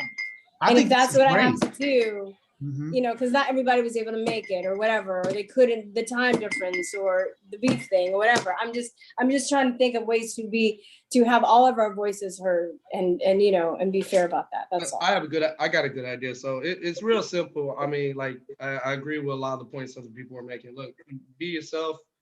And I mean, it is what it is. I agree with Third Eye philosophy. Part of the reason why we here is because everybody's so comfortable. Get out your comfort zone. I've been out of my comfort zone forever. High pressure situations, you know, Third Eye philosophy, you know, he's in the military. He knows what I mean by high pressure situations. Just accept it for what it is. And you know, you can squash the beef, or y'all can have beef with each other and it can still be a constructive and elevated conversation to where there's a healthy exchange of ideas and somebody comes, you know, to a solution. But if you really want to open everybody's eyes, you want to recruit and do all that good stuff, simple things like Third Eye philosophy said, stand your ground. That's where I'm at. Look, I'm always willing to contribute and team player, all this, that, and the third. That's cool. Don't throw the whole world on my shoulders though, because guess what? Hey, you know what? I can take care of myself. When it's all said and done, if the shit really hits the fan, trust, I can take care of myself. And you got to have that type of mentality. And because it's a rule of reciprocity that people are constantly violating. And that's the root of the problem. You know, there got to be some reciprocity. Look, you see Joe Biden could go out here with a little quid pro quo. All right, work together. You know what I'm saying? Hey, you know, you got this going on your business or YouTube channel, check them out. Hey, but check it out. Give them a little bit of money. Donate $1. Give them 50 cents. Bernstein Henry, I appreciate it. You know, one of the few people, women that donated to me, took my ass right down to the border. I saw some stuff. It was really, really bad. The stuff that you're seeing right now, I saw way over there, you know, with the horrible language differences down to, you know, people looking like they're zombies walking around the street, they're lost, and all that, you know, graffiti art with an ankh. You know, I took a picture of it, I posted, I had a website, it's not active no more, but the next day after I posted that ankh, it was a picture of an ankh on an electrical box. It had 1111, and then it said wish. You know, I saw some giant historic church in France got burnt down. That was just the very next day after I did that little, you know, self-journalism thing. Yeah, you remember. So, you know, like I said, you know, stand your ground. We could debate, and you don't necessarily have to like each other. You know, you go to work with people you don't like, you know, and just try to make something good out of it. I'm just saying, we'll see. It depends on the situation. But Christopher, take us out. All right. I think for the Black community, what we really need, I keep saying, I say it again, make Black fathers great again. Bring the Black father back in the household, and guess what? You'll see things change very quickly. I was raised by an Army Major veteran father. I saw the Berlin Wall fall when I was 5 years old. One of the earliest memories of life, watching the wall fall down. Wow, so I saw people get their freedom as a child. So from that point on, there's nothing, I loved every little ounce of this country from that point on. So when people were telling me, oh, this country's against you, the white man said, I'm like, what are y'all talking about? My dad was the highest ranked officer on base. I was his son, the most physically fit kid on base. I would beat all my white friends, Black friends, Hispanic friends, and all the sports and everything else. So in my head, I said, this is America, the greatest country in the world. My dad's the baddest dude on base. I'm his son, the baddest kid on base. Nothing's gonna stop me. And now people are telling me to be a victim and just bow down and no, you can't be successful. That's BS. We need to eliminate that, and a father will be a big help in helping young people understand at a very young age, not to play victim, not to give up, not to throw in the towel. So that, to me, is the first thing we need to get done. Sense of community is important as well. I mean, I saw other communities growing up where I felt were very strong communities. When I felt within my own community, I didn't see that structure there, that strength. And my dad worked at Charles Hickey School when I was growing up. I mean, one thing I learned from there, the biggest detention center in Baltimore is the Charles Hickey School. And my sister couldn't even go to school there. I visit the school there at all. I would go there twice a year on like father and son events. And my dad would take me to the school, and I'll see these kids, man, these kids looking 11, 12 years old, they're my age. And they will come meet me, and I'll like come to shake them hand like all proper, and they're trying to give me all kinds of fives, and I'm like, okay, right. And then we end up talking, and I can tell like these guys are something else, man. They're born and raised on the streets. And they'll walk away. My dad would say, how old do you think he is? I'm like, 17, 18, I think the oldest he could possibly be in that school. And he's like, no, he's your age. He's 11, he's 12. I'm like, what? And I'm like, wow. And these kids were just looking rough, man. And I was worried about my dad at that point. So I watched the kids to see how they treated my dad. Like, are they trying to be crazy to my dad, or what's going on? And when they came up to my dad, everything was yes, sir, no, sir, yes, Mr. Right, no, Mr. Right. And I saw that, and I said, wow, these kids outside of this system, if I met them, it would be a whole different ballgame, whole different setup there. But since they're in a structure where they just have an alpha male around them, look how they're acting, how they're carrying themselves. They're carrying themselves like young men. So that'll show me already how important that is, that structure, that sense of community. That's all that occurs. And the third and final thing to me is stop worshiping thug culture, which is to me related to the media. Stop watching the media. Stop. I see these guys, rappers, talking about women as, degrading women, talking about only holler at the light skinned shorty with the curly hair, all that stuff. I'm like, bro, I think Black women are beautiful of all races, light skin, dark skin, whatever skin, you're beautiful. It doesn't matter. So I see rappers putting out this hysteria, promoting, I'm out here killing this so-and-so, y'all murk so-and-so, and that gets more respect in the community than the dude coming back with a master's degree or coming back with a good career and coming back to his family. That gets more respect. And that even gets more respect from Black women, because they have grown up on this media structure of not having a strong Black man in the household. And they think a guy who's got a crazy mentality is more of a man than a dude who's sensible, respectful, has a good career, working hard.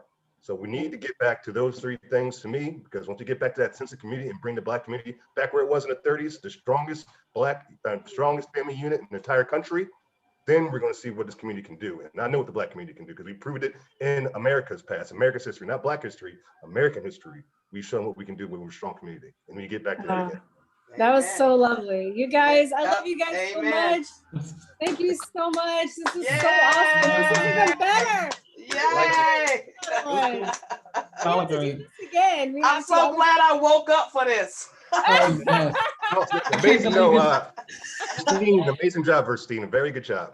I can't believe it's been 3 hours.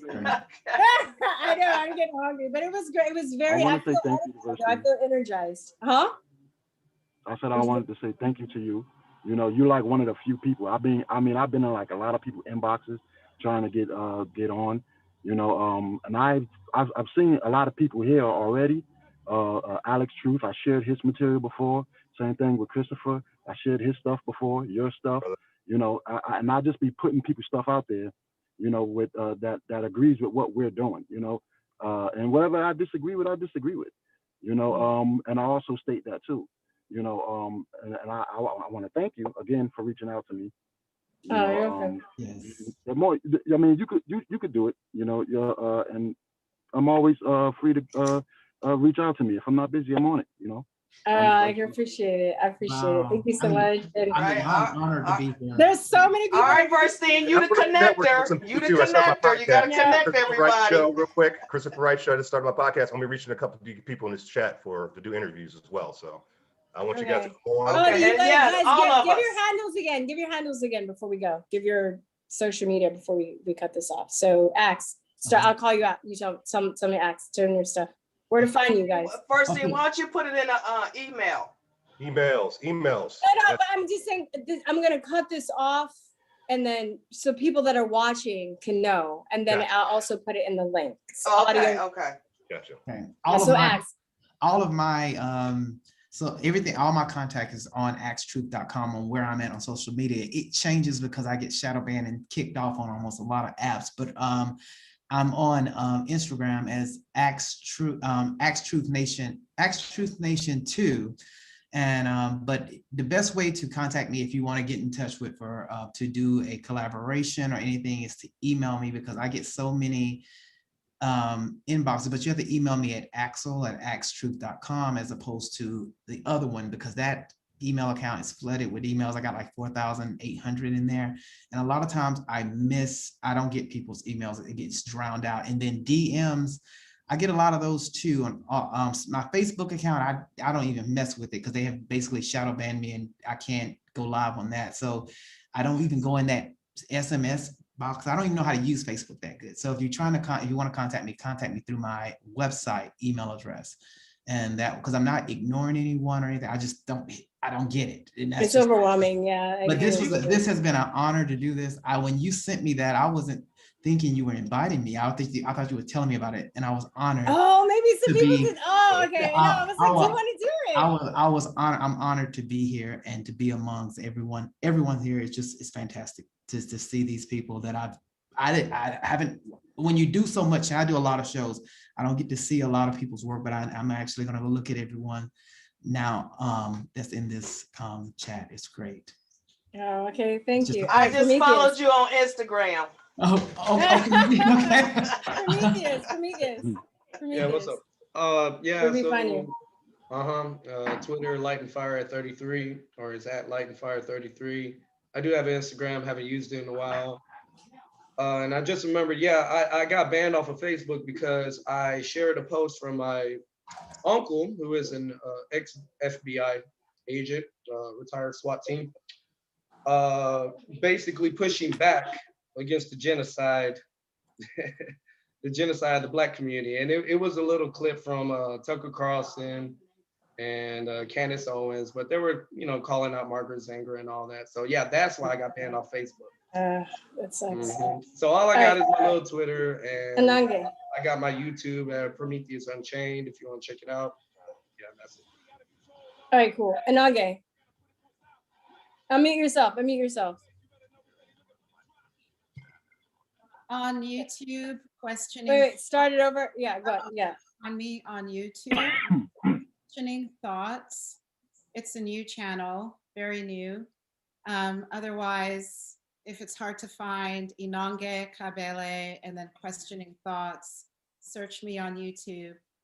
And you can contact me at questioningthoughts@gmail.com. And I'm also on Facebook under my name. Okay. Third Eye. Okay. I'm mostly on Instagram every day and my Free Thinker Facebook. My Instagram is third.eye.patriot. My Facebook fan page is Free Thinker. My Twitter is the EOI. That's under my umbrella, Empire of Independence. And let me see what else I got. YouTube is Third Eye Philosophy. Okay. All right, Christopher. My website is www.christopherwrightnyc.com, and that's Wright like Wright Brothers. You can also find me on Instagram and Twitter at Chris Wright NNY, and that's spelled out IN, and then not New York spelled out, just NY. So Chris Wright NNY, that's Instagram and Twitter. Then you can look at the Christopher Wright Show, and that's on like Rumble, Gab, everything else, YouTube, podcasts on Apple. This is the Christopher Wright Show. If you just want to find one thing to look for me exclusively, just Google that, and you'll see things pop up that will lead you to certain directions you need to go. Is it Christopher Wright or Chris Wright? What's that? Is it Christopher Wright or Chris Wright on Instagram? Christopher. Okay. Oh, I'm sorry. Instagram. I'm sorry. Instagram, it's Chris Wright, INNY. So, yeah. Okay. And then Kayla. You guys can either find me on a lot of platforms as Kayla Truth or Kayla Truce with the S, or through my my network show, the Free Speech Social Network. It's the USA Free Speech Social Network. So either Kayla Truth or the USA Free Speech Social Network, or you can email me at kaylafortruth@protonmail.com. Okay, and I'm Verstine Henry, Verstine at Truth or Talk. Or just Truth or Talk, truthertalk.com, Truth or Talk Reborn, Truth or Talk YouTube channel, with the rabbit with the little hole, the bunny in the hole. If you see that icon, so that's me. That's the channel. Thank you so much, you guys. This is amazing. I love you guys so much. And peace, love you guys. Bye. God bless everybody. Bye. Bye-bye. Bye-bye. Guys.